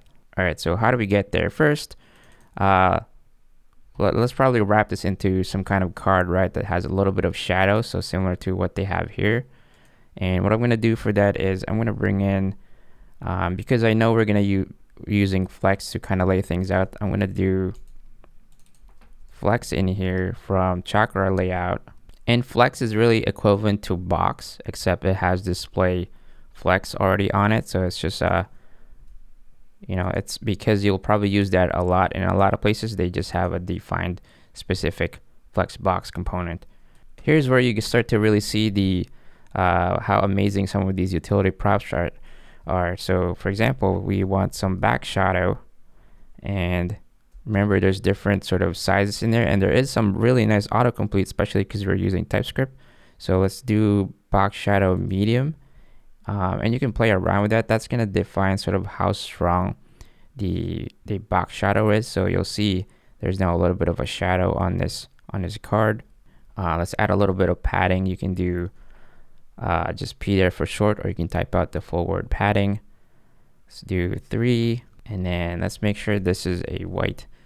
Remember our app background is like a little bit of an off-white color, so let's make sure this one is white, and then put a little bit of border radius in here. Again, nice props that you can use. Let's do maybe LG, and this is not obviously exact, right? You can kind of just play around with it and see what works for your app, or maybe you want to make it a little bit closer. You can definitely do that.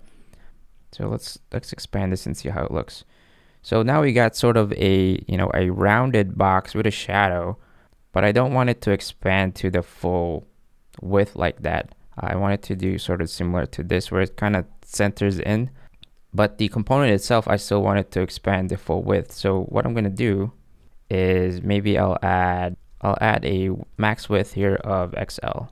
But again, I still want the width to be 100%. Right, so the component itself is going to take up all the space, but it's going to limit the card to just be a certain size. And then back in the leaderboard, actually, it might be good for us to display multiple of these items, just so we can kind of see how it lays itself out. Right, so if I add 3 in here, we start to see that it looks like this, which is kind of ugly, right, with spacing. And remember, one of the things that we can bring in for spacing is a stack. So let me bring in a V stack, which is the vertical stack. We're going to wrap this list with a V stack, and you can define how much spacing you want there, and we're going to do spacing 4, and let's see how that looks. Now you have this nice spacing, and then notice that it also kind of centered our items nicely, because that's kind of what we're going after here.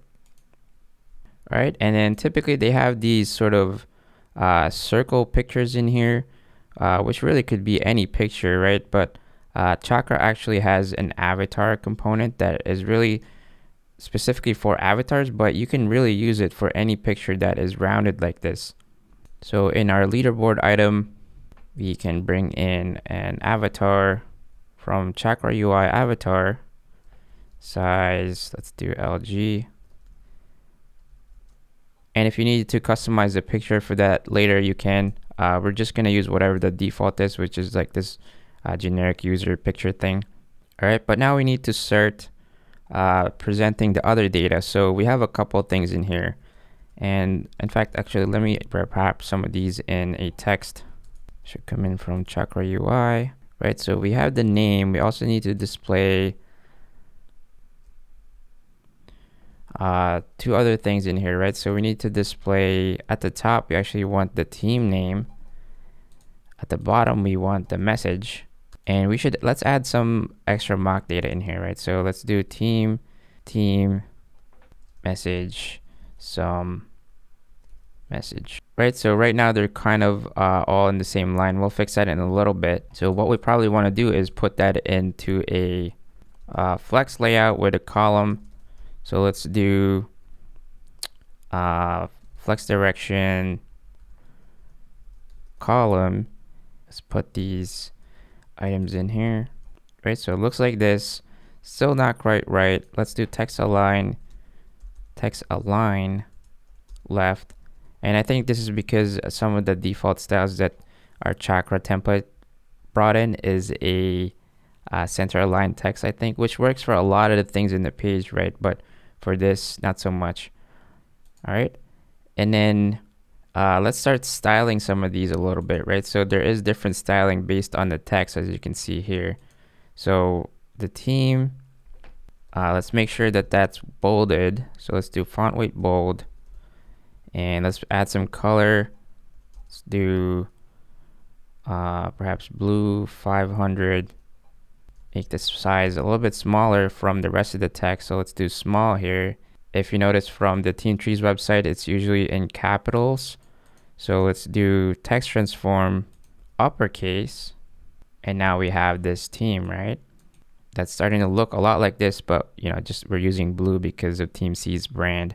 And then similarly, I think let's bring in font weight bold as well for the display name. And then we'll make the message also small. And I think you probably start to see some of the benefits of Chakra, right? Again, it's making you not worry about specific pixels and sizing and stuff. It's working off of a scale. You just need to remember the different values of that scale, like small, medium, large, XL, 2XL, stuff like that. And then you can just kind of play around with it and see, what looks good for your design. All right, so there's another sort of element to this card, right? Is this right-hand side of the count as well as the date. So let's also bring that in. So what we're gonna do is we're gonna add in another flex component here.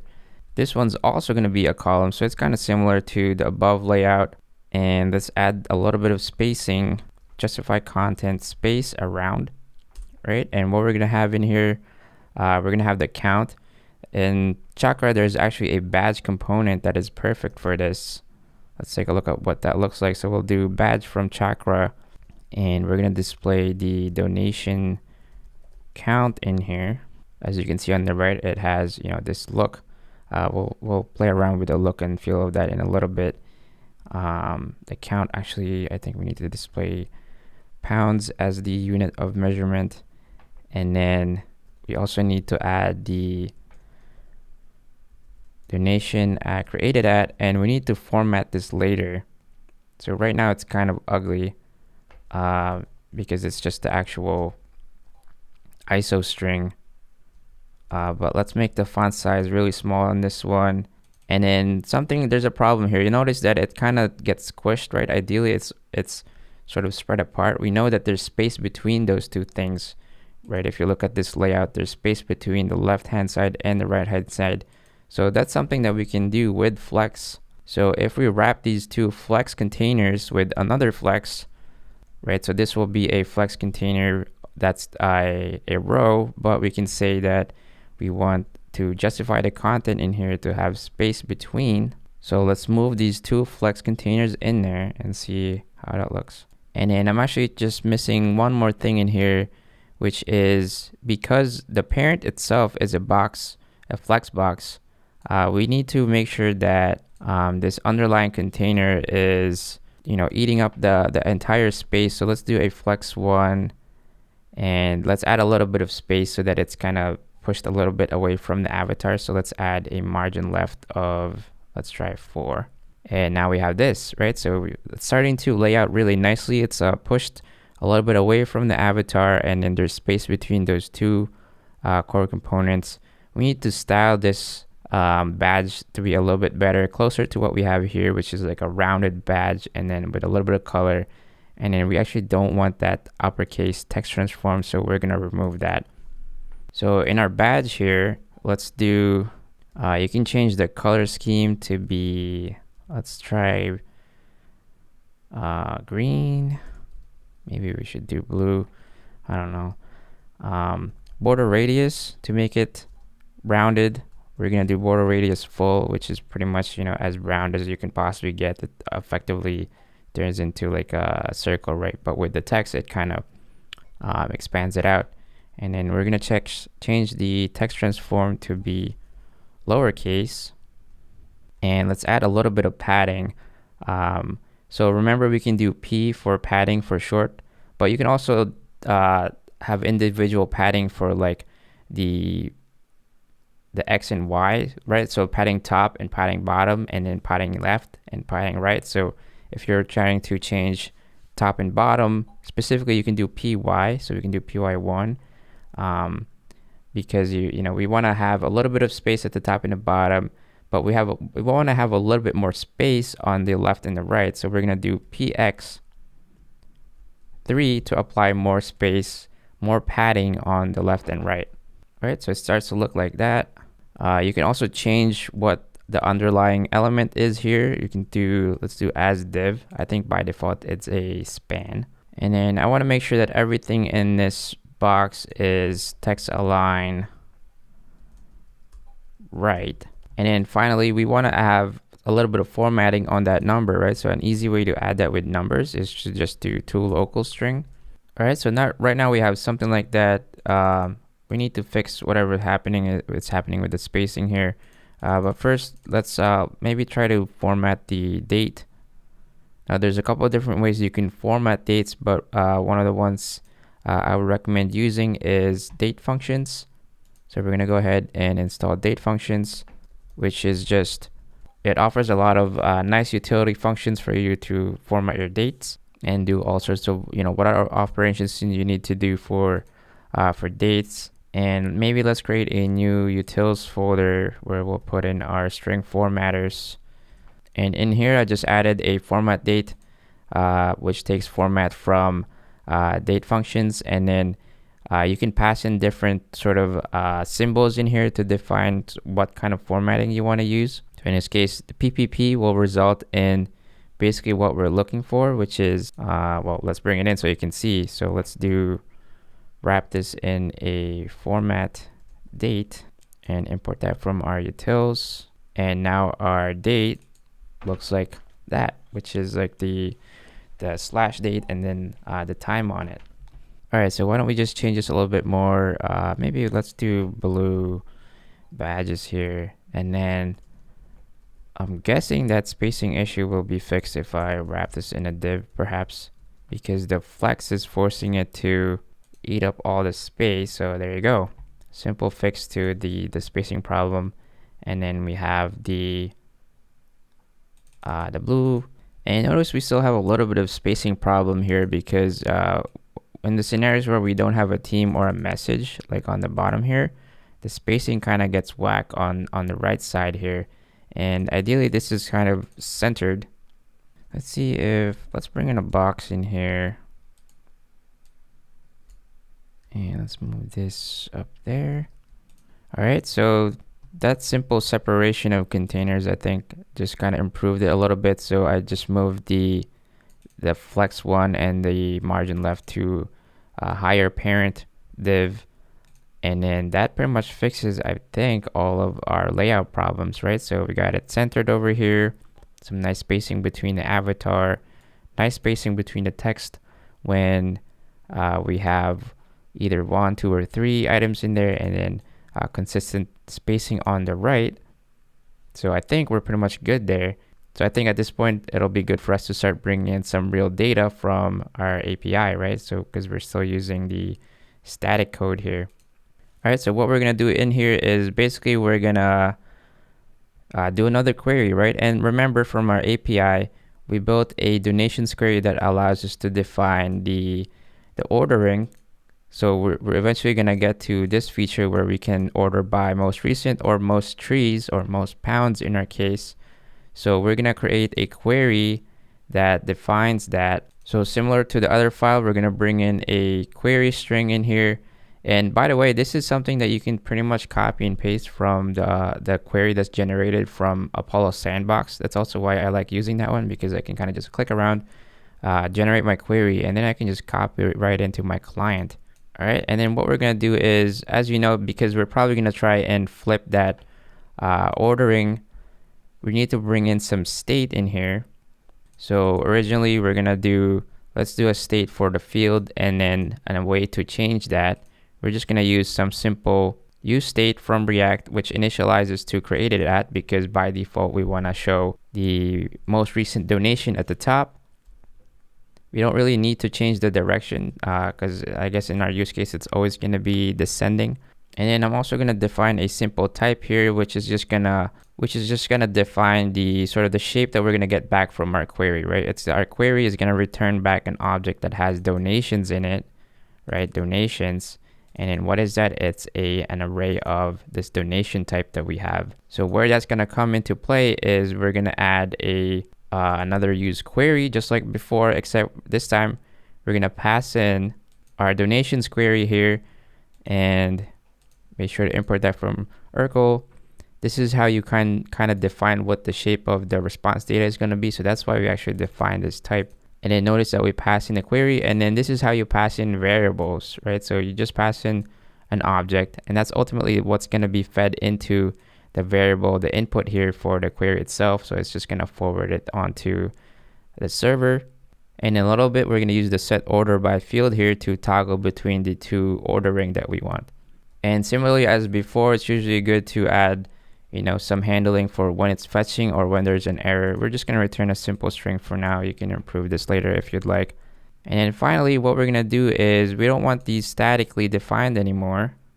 In here, what we want to do is from the data, and this is where the typing comes in. When I do dot, it knows that it has a type of donations, right? And I can map that to render of list. So for each donation, and because it knows it's an array of donations, we should be able to move this leaderboard item in here, right? And this should be a compatible donation type. Let's take a look at our UI, and now we have our previous donations that we were making in the sandbox directly, but now it's rendered in the UI quite nicely. So let's try to get closer to this leaderboard on a team tree site. Let's add this header, and then eventually let's add in some kind of picker to switch between the two orderings here. So that should be easy with the header. Let's just add a H1 in here with size 2XL that says leaderboard. And then in the middle in here, we can just use, you can use anything really. With Chakra, you can use a switch, right? You can use some kind of toggle thing like this, or I think might be a little bit better is some kind of radio. This might be a little bit simpler. So we'll probably take basically this example radio group. We'll copy that, and then we'll just turn it into a simple picker between the two orderings that we have. Right, so if I just add in a radio group in here, import that from Chakra, and then we're gonna utilize a stack and radios, right? So that's exactly like what they had in the example earlier. And then for the radios, we just have the two values. So created at, which is already what we're initializing to with our state. And the other one is order by count. So most pounds in this case is a display for that. And then on change, we just kind of flip flop the value string between count and created at. And then the value of the actual radio group is just whatever the current selection is, which again initializes to created at. So let's take a look at how this works in action. In our UI, now we have this radio. So it doesn't look exactly like this really fancy toggler here. You can try to emulate that if you want. I don't really think it's worth the time right now. I'm more focused really on showing you the underlying functionality of how the UI and the API sort of talks together with the data. How do you change your variables, right? So now we should be able to switch between most recent and most pounds, which unfortunately we don't have enough good data here. So let's add another mutation here with a much larger number. So let's do something really big. Let's make that Mambo 3, and let's run that mutation. And then let's actually put something really small so that we can see that the most recent is the smaller one, right? So the 10. So let's add a mutation for that. Both of them are going to be Mambo 3. So back in the UI, you see that most recent is the 10 pounds, the small number with Mambo 3. And then when we do most pounds, it's going to do that first number, that bigger number. And then we got a bunch of thousands in here, so it's hard to see. So maybe let's do a 500, just so you can kind of see that this is really ordering properly. And maybe let's do another, I don't know, 800. So if we refresh and we do most recent, we'll see the 800 in here, and then the 500, the 10, right? And if I do most bounds, it's going to be descending in size. So we've got the 1 million, 1,000, 1,000. Eventually, that's going to go to our 800, 500, all the way down to our 10 pounds, 5 pounds, right? So it's descending in pounds. So I think that pretty much wraps up our leaderboard feature. Again, it's not like the most prettier thing. You can play around with the avatar, with actual pictures and absolute positioning if you want it to look exactly like this in TeamTrees. Again, I'm not too concerned about it because maybe the TeamSeas website will be a little bit different. Perhaps you can go to teamseas.org, check it out, see how it actually looks, and then improve what we currently have to look exactly like what they have. All right, the only thing really missing here is for us to be able to call our mutation to actually provide a donation from the UI itself. So that's the next thing that we're going to build. All right, so remember in our app.tsx here, we had this sort of placeholder donation wizard. That's where we're going to put the actual sort of multi-page thing. So let's go ahead and create a new component. Let's call it donation wizard. Let's initialize to something like this, and let's replace our placeholder in app.tsx to be that actual donation wizard. Right, so you should see this wizard text in the middle here. That's where our thing is going to end up. All right, so let's talk about what's the responsibility of this donation wizard. It's going to have a couple of things in it. One is that it needs to maintain the state of the different pages, right? So as we're clicking next here and previous, it needs to maintain that state of what page you're currently on in our stepper, basically. And then it also needs to be able to render the specific component that's meant for that page. And then finally, it's probably also a good place to put our create donation mutation, so that as you get to the last page, it's going to send that donation as a mutation, and then it's going to present some kind of, hey, thanks for donating message. All right, so first let's maybe build our stepper a little bit here. So let's add a use state. Let's add a use state here for what the step is. We'll start with 0, and then we can just decrement that.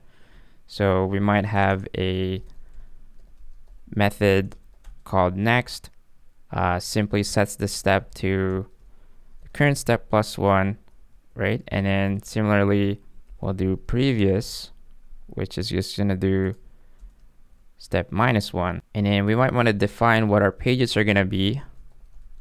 Let's just do a basic array here, and then let's put in some mock pages for now, right? And then we also wanna make our wizard be in a box, and kind of similar to our other layout and designs, let's add a little bit of box shadow. Let's do XL.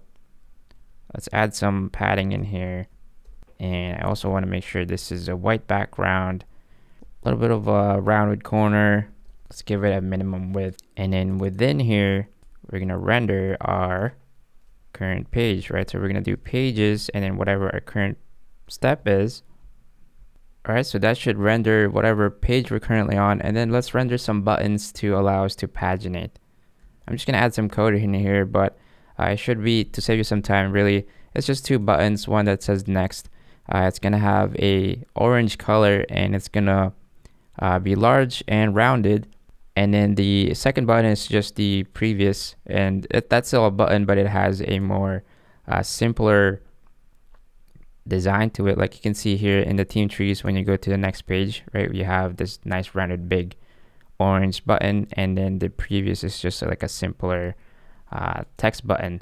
So that's exactly what we're doing over here. I kind of just played around with the CSS props to get something fairly similar to that. So let's take a look. So right now it looks like this, right? Kind of ugly. We'll play around with it later, but pretty much you should be able to hit next, previous, right? And we only have those 2 pages. All right, so what we need to do at this point is we need to create a component that's very similar to this number picker, and pay attention to what the behavior looks like. So notice that you can basically select these predefined choices, but then you can also put in a custom amount, and when you put a custom amount in, it deselects any of the predefined choices. So we want to emulate a similar behavior. So what we're going to do is let's create a new file. Let's call this count selection.tsx, and let's also initialize that. And that's basically going to be what we're going to use as page 1, right? So let's replace the page 1 with count selection. All right, so let's start implementing this. So there's a couple of different ways that you can pull this off. If you really think about it, these look like buttons, but knowing that this is a form, you can probably assume that really this is actually a radio, right? And if you look around in Chakra, back to the radio page, there is a way for us to basically define custom looking radio. So here's a really good example of custom radio buttons in the documentation, right? Which looks like buttons, but really they're radios behind the scenes. So we can pretty much copy this and use that as a base, and then we can just play around with the styles of it. So notice that they create a radio card component, and then these things in here. So we're gonna create our own radio card. So I'll add that in the donations folder. You'll see a radio card in here. So this is pretty much the same exact code in that documentation. So you can just go there if you need to copy it, or feel free to, pause the screen and copy as needed. It really is mostly the same thing. I just changed the colors to be blue, watercolor to be teal, just so to go with the blue theme of TeamSeas. And this is really that's a good strategy that you can use when you're trying to build something quickly. Is just look for an example in some of these component libraries that's close to what you're already trying to achieve, and then just play around with the props to achieve the actual look and feel that you want. So back in count selection, we need to provide a set of options, right, for the different number of predefined pounds that the user can select. We'll just define a simple options array here with 520, 50, and 100. And what we're going to do is we're just going to take those options and basically render a radio card for each one of them, right? So for like 5, we're going to render 5 pounds as an option. And then this get radio props will come from, if you take a look, if we go back to the documentation real quick, you'll notice that when they create that radio card to actually use the radio in a radio group, here's an example. They pull in use radio group, and that's where you can define the current value as well as the on change behavior. And then you can just exactly what we're doing, right? We're mapping through the options and rendering that through the get radio props. So we'll do something similar. We need to bring in use radio group, and we need to pull out get root props and get radio props from that. And this is where we can configure some of the behavior. So let's give this a name of pounds, and then we need to have value, right? So there's a value there's a state that we need to control. So if we bring in some use state, which to call this pounds and set pounds, and then perhaps let's initialize this to be 20 so that it initially selects the 20 as the current option. So the value of our radio group is going to be that selection. Next, on change, we're going to allow to change the selection, right? So let's do next value, and then we're simply going to call our set pounds to be, and because the value comes in as a string because it's on an input, we actually need to parse that int. So parse int next value, and that's going to update the pounds to be whatever number was selected. And then we need to create a group to pull out the get root props. And then really you need to pass in the group props to whatever the wrapping group of those radios are. At this point, let's take a look at what our app looks like. So now it just looks like this, right? And we should be able to kind of select the predefined pounds. Now this doesn't look quite as good as what they have over here in TeamTrees. We're close to that. So ideally we kind of are able to render this in some kind of grid. Now in Chakra, there's several ways that you can lay things out, right? You can use Flexbox, you can use CSS grid, you can use the different stacking and stuff that they have in here, but they do have a simple grid, which is great for just very basic use cases like ours, right? You just want to have a basic 4x4 grid, 2x2 grid, right? So we're going to bring in simple grid from Chakra UI React, and we want to say that this is a 2-column grid with a spacing of 2. Let's add a little bit of margin top. Now our application, our picker looks like this, right? So that's significantly closer to what we want. We still want a little bit of spacing between, you know, these and the buttons here. We'll fix that as we go. And then we also need to allow for an input for a custom amount, right? So let's probably do that next. So in Chakra, there is a number input in here, and you'll notice that it's broken up by a couple different components depending on what you want to show. So for example, you know, these incrementer stepper things is its own component that you can choose to add or not. In our case, we're probably just gonna render just the field itself, just to keep it simple. I don't think we really need the stepper here, right? So let's introduce a greater parent here so that we can start adding more things. Let's do another VStack just to keep things simple. Let's do spacing of 4 with a stretch align. Make sure you import VStack, and we're gonna move our simple grid in here. All right, and then under the simple grid, we can start to bring in our number input. And within here, we just want, like we said, we want the number input field with a placeholder, right? So those are number input fields coming from Chakra UI React. So there needs to be some custom state as well for this, right? To track what the custom amount is, sort of separate from this pounds picker that we already have. So what we're going to do is just a basic use state again, except what we're going to do is we're going to initialize that to be empty if it's any of the predefined options, right? So if they select, if they use the radio buttons, we're going to empty this out. But if not, we're going to set the whatever the person is typing in, right? And you'll see this in action in a little bit. And also on change here, when we select any of the radio buttons, we want to empty the input out. So we're going to do custom amount empty string if they select any of the predefined options. So we've got a lot of bit of configuration in our input here. So similarly, like the inverse, if they start focusing on this input, remember we have this behavior from TeamTrees where if there's a radio selection, when they focus into this input, we want to deselect that. And the way we're going to achieve that is by setting the number of pounds selection to be 0 so that it doesn't activate any of the radios. So the way we can achieve that is on focus of this input, we're going to do set pounds 0, right? And then we need to track what the user is typing in. So we're going to do on change.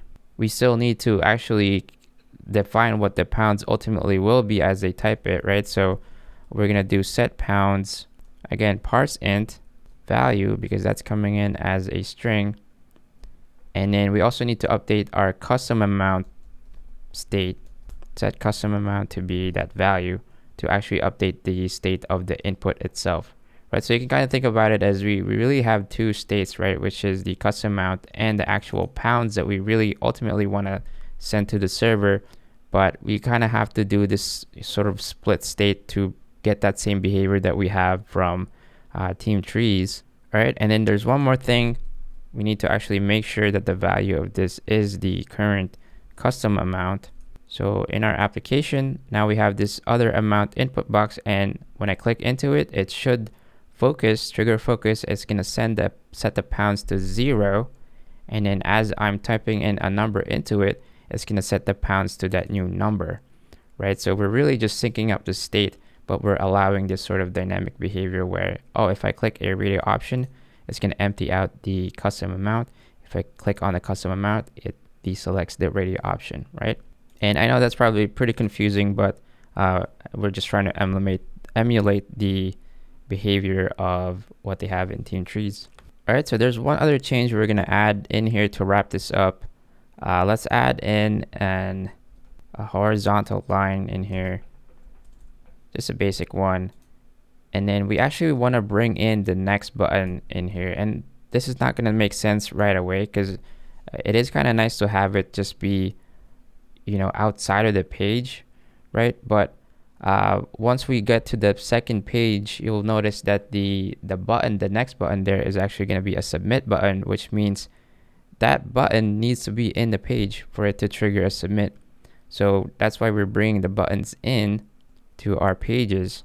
So we're going to bring in that orange button that we created in here, which means we need to provide a next step prop. So we'll just define that method here as next step, right? And this needs to call in the next method that we have from the parent, which means we need to pass that in, right? So we'll do, this needs to be a function, and we can just structure that out of props like so, right? And then as we click next, our donation wizard needs to keep track of what did the user even select, right? So the state shouldn't, the pounds shouldn't just live in this component. We need a way to be able to communicate what was the final selection of donations that they want to provide. So we can actually just pass that up via the next method. So if we say that, you know, this takes in values, let's just type this to be any right now. We should be able to pass in a count in here, and that's going to be the pounds value that we're keeping track of. So that means back in our donation wizard, let's get rid of the buttons here, and then count selection is now going to require a next method. We're going to provide next there, and now we know that there's some kind of value that's being passed into our next method, right? It's now just not just an empty. So let's do values and initialize this to an empty object, because we don't yet know really what's going to be in there. But we know that at one point that's going to spit out the count, and then at another page it's going to spit out the donation details, right? So we need to start adding in some state that keeps track of basically all of the values across the pages. So page 1 has the count, page 2 has donation details. We need to ultimately merge those two states into one so that we can actually send that as a mutation. So what we're going to do is we're going to add another use state, which is just the donation details. This will be the merge state that we said we're keeping track of. And we're going to initialize the count here to be 20. So since this state is going to have the initial count already in it, we actually just want to pass that in via prop to our count selection.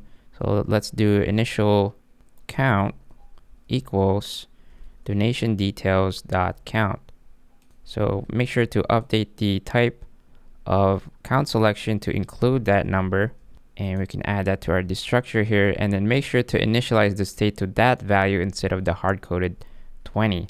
This is also going to allow us to maintain what the current selection is as you change the pages, right? So if you, for example, typed in or selected 50 and then it goes to the next page, if you hit previous, the state that is top level in the parent is keeping track of that number, which is 50, meaning it's going to set the initial count to still be 50. That way, as you paginate, the count selection doesn't get erased, right? It always stays to whatever the current selection is. And you'll see this in action in just a little bit. So what we want to do here is that on next, we want to sync up the values that's passed in to our donation details. So if they change the count, for example, we need to sync it up. So the way we're going to sync up or merge the data is basically we're just going to spread the values in here, right? And then also spread in the previous donation details, right? So the combined of those two things is going to be the merged state. So in here, when you add a step, we're also going to do set donation details to be the merged details.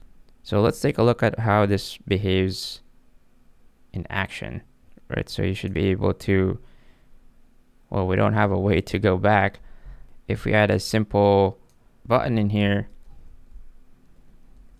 right? Let's just add a simple go back button on page 2 so we can test this in action. You should be able to put in a custom amount, hit next, and we should be able to go back and that state is still maintained, right? So pay attention to what happens if, if we didn't have the initial count being utilized, right? So if we brought back the initial count to always be 20 like we had before, right? So initializes to 20. If we put in a custom number in here, hit next, and then go back, we just lost that state, even though we're kind of merging it. So that's why you need to maintain it at the parent and then actually feed it back into the child so that the state is always synced up to what the selection was as the user changes their current page, right? So our number picker pretty much looks pretty good. Let's just add a little bit of text to make it similar to what they have here with the join team trees. In our case, we're gonna do let's just add to our stack in here. So I just added some heading as an H tree that says join TeamSeas, and then some basic text saying $1 removes a pound of trash. Our little picker looks like this, right? A little bit closer to what we have in this other app. Feel free to play around with the sizes, colors, whatever you want. But I think that pretty much wraps up our page 1 here. Let's move on to page 2, which is the donation details, which is where we do the form, which is a little bit more complex. All right, so in donation, let's create a donation details.tsx. Now here is where we're going to add back the buttons that we had previously, right? If you remember, we had the orange button and the previous. So we need to make sure to pass in the previous, and then the button here is actually going to be a submit. So we need to make sure to actually call next on submit, right? So similarly, that means that our props needs to be passing in those two things, next and previous, which similarly we're going to destructure out of props. All right, so let's quickly review what we're ultimately trying to build towards, right? So in the next page of the details page, we've got basically a couple form fields and then the ability to ultimately submit, right? In our case, there's no next step. We're just going to submit right after that. So that's what we need to emulate. We need a way to maintain our form state, and we need a way to render, input fields and labels.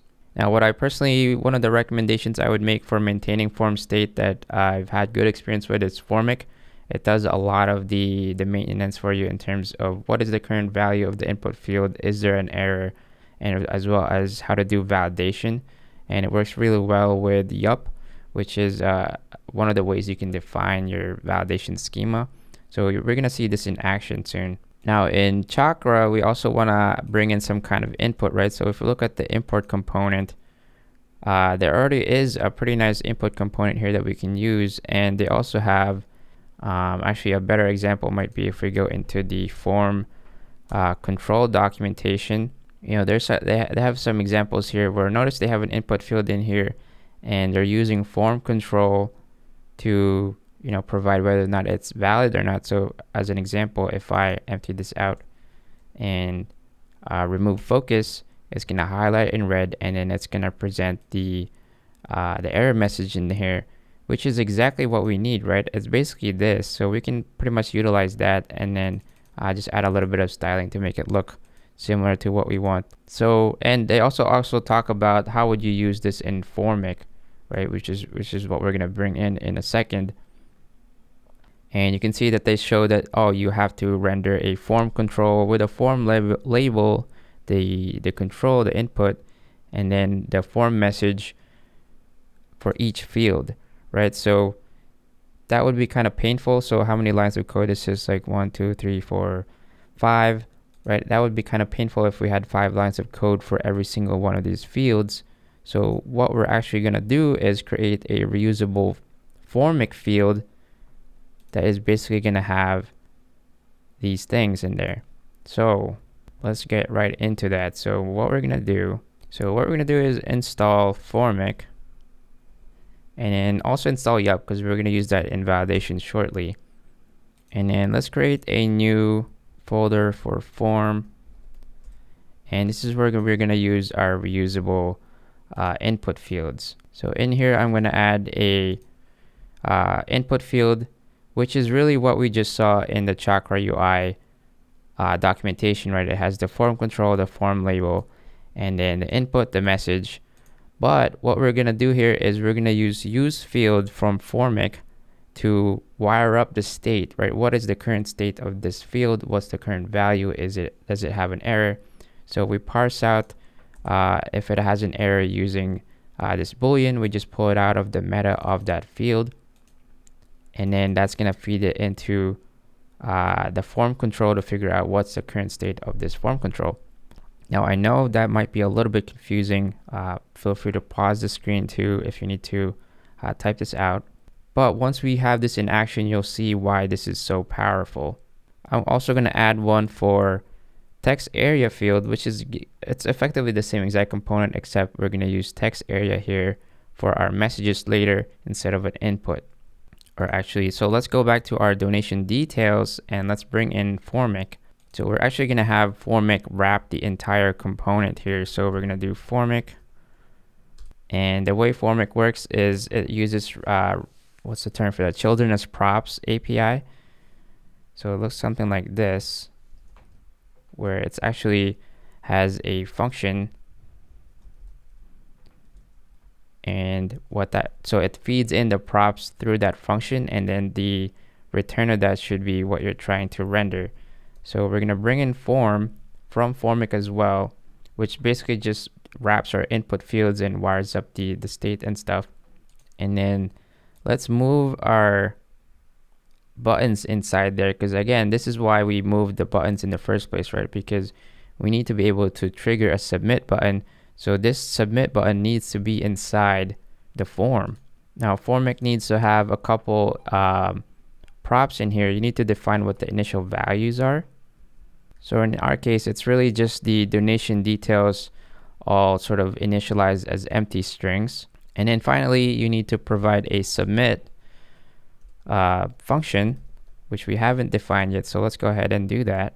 And this is basically going to get back the values of your form submit. So that's going to have our details basically. And then remember, we're trying to pass that information back up to the parent. So we're just going to forward it up to the parent via next.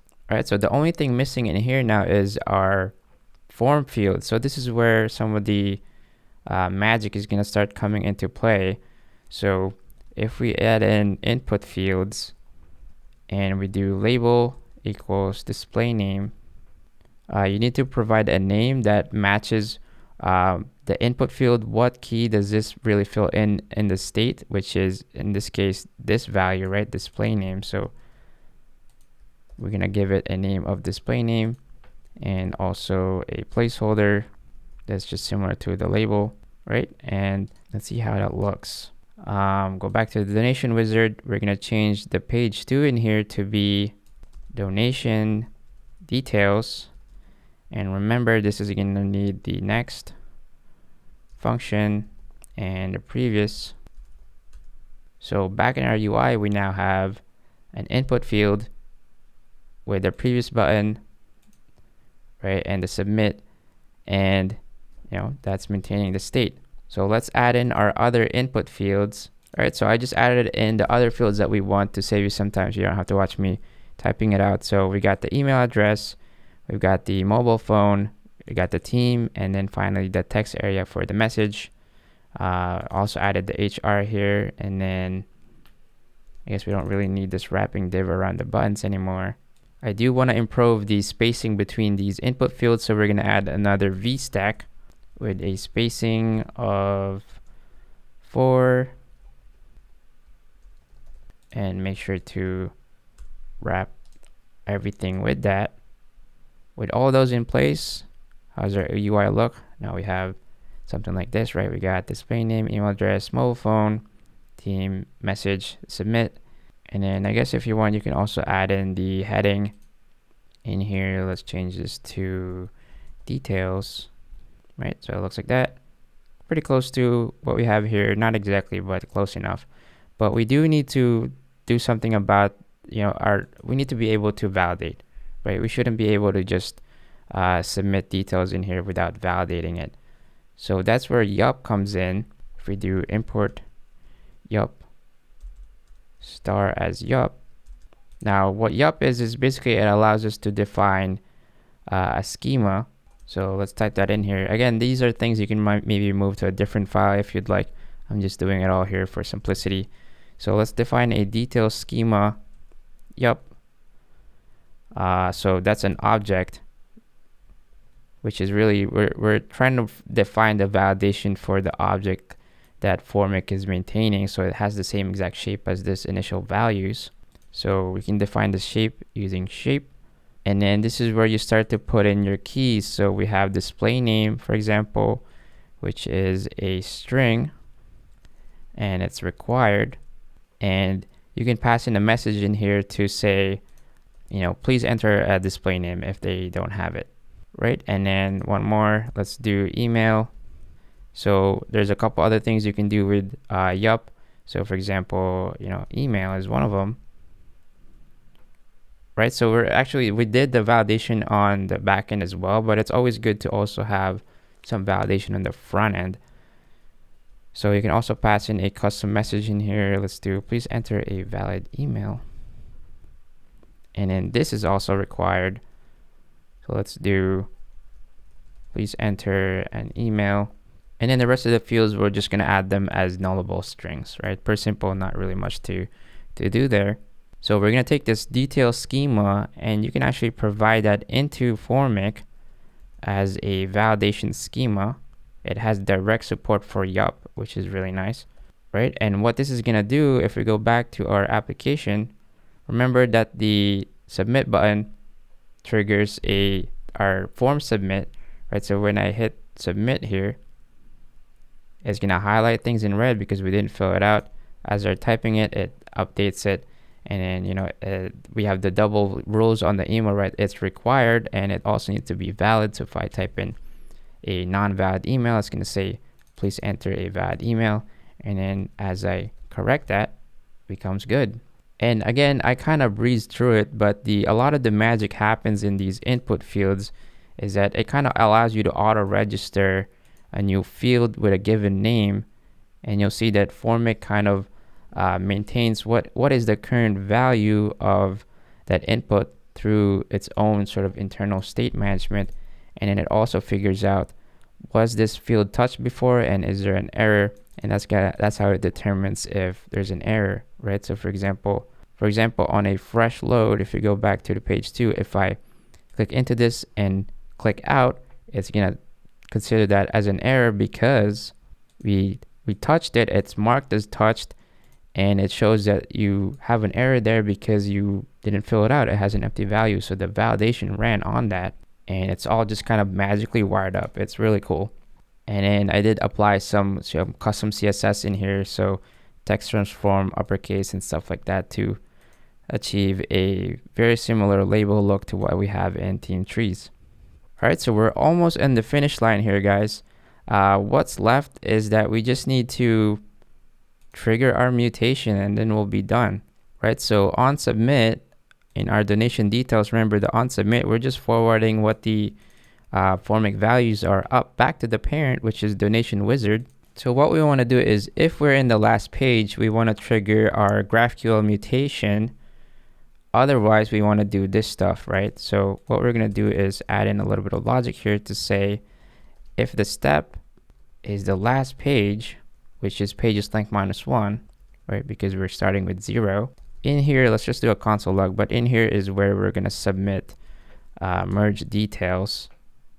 Else, you're going to do a next page, right? In our case, there's really only 2 pages, so maybe this is a little bit overkill, but I think you get the point. All right, so how do we define the, maybe let's just name this now to be submit donation. How do we trigger that submit, right? So similar to what we've been doing before with URQL, you've seen queries, you've seen subscriptions. You can also do mutations. So what we're gonna do is we're gonna bring in another string for the mutation.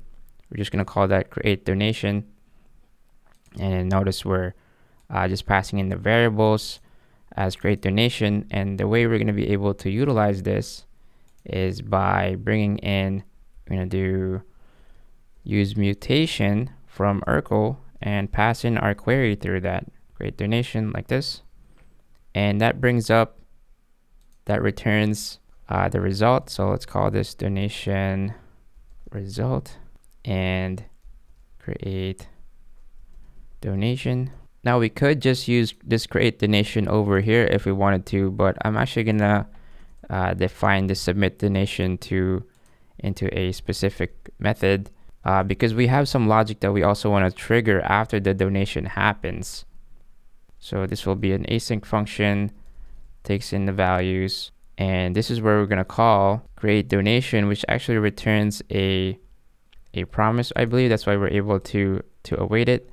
And then we'll pass in our variables in here, which is create donation input, right? So it's this thing that we're passing into the query in here. So this needs to be the same exact name as you have down here, right? And what is that? That's just the values that we are passing in through submit the donation, which is our merged details, right? So ultimately what this values is going to be is the count and the form details put together in one state, right? So that's exactly what we have, for example, in our Sandbox. It's going to look like this. It's create donation input with at minimum the display name, email, and account.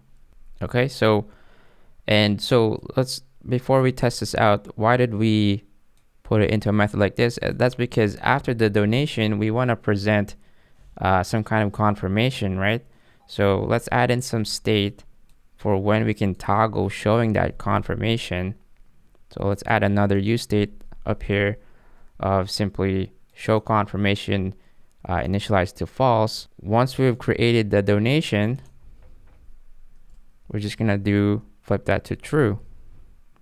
So then we can update our render logic here of if show confirmation is true, just show some kind of message. Like in our case here, we'll just do, hey, thank you for donation. And this is where you see we're utilizing that donation result from the mutation. We're just gonna show how much the person donated. So that's coming back from the response of the mutation here. All right, so I think at this point, if we go back to our UI, we should be able to fill in a donation, and that should update the count. And then actually you'll see that it's also going to update the leaderboard. But let's take a look. Let's do donate £1,000,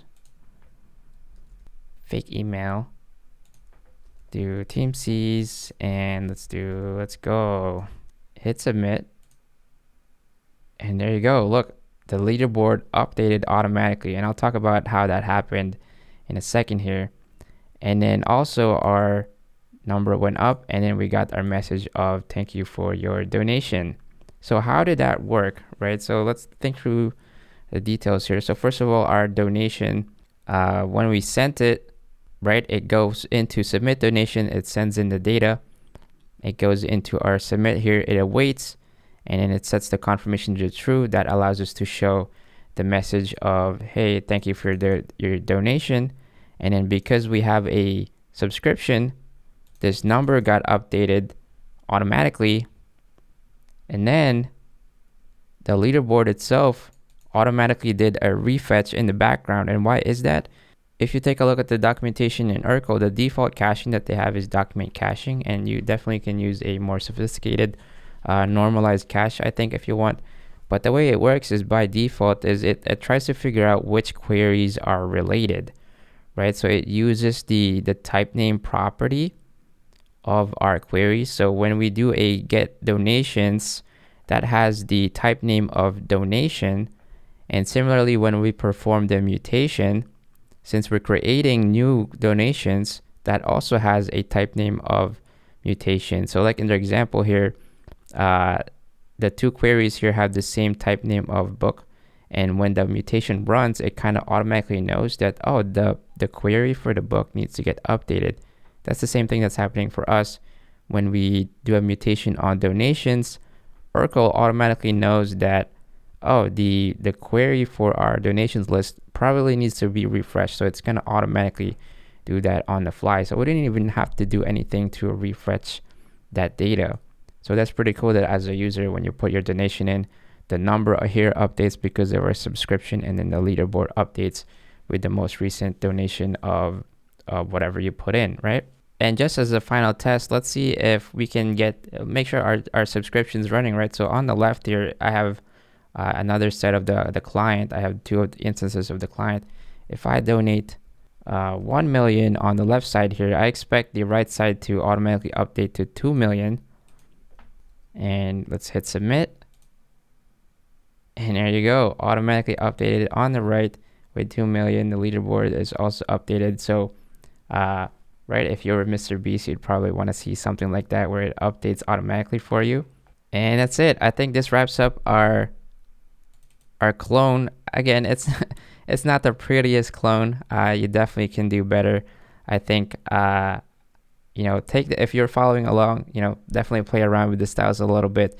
When the TeamSeas opens up in 21 minutes here, right, play around with the styles and see if you can match it even closer, or if it's not, maybe if it's a completely different UI, you can try to match it up yourself. But I hope that you got value from this tutorial. You know, if you kind of summarize, right, we learned how to put together a GraphQL API that talks to a database using Prisma.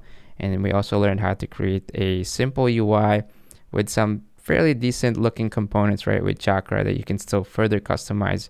And then we looked at how we can manage all the state, the form state, validation, how to make calls to our GraphQL API, and how all of that kind of dynamically updates with queries, mutations, and subscriptions. All right. And so I got to release this video soon, so I'm going to edit it, put it out there. I hope you enjoyed the video. Please give me some feedback in the comments, hit the like button, and of course subscribe when you can. And again, finally, I want to remind, if you would like to donate to TeamSeas, make sure to go to teamseas.org and let's get this movement up to 30 million. With all that said, guys, thanks for watching, and I'll see you on the next one.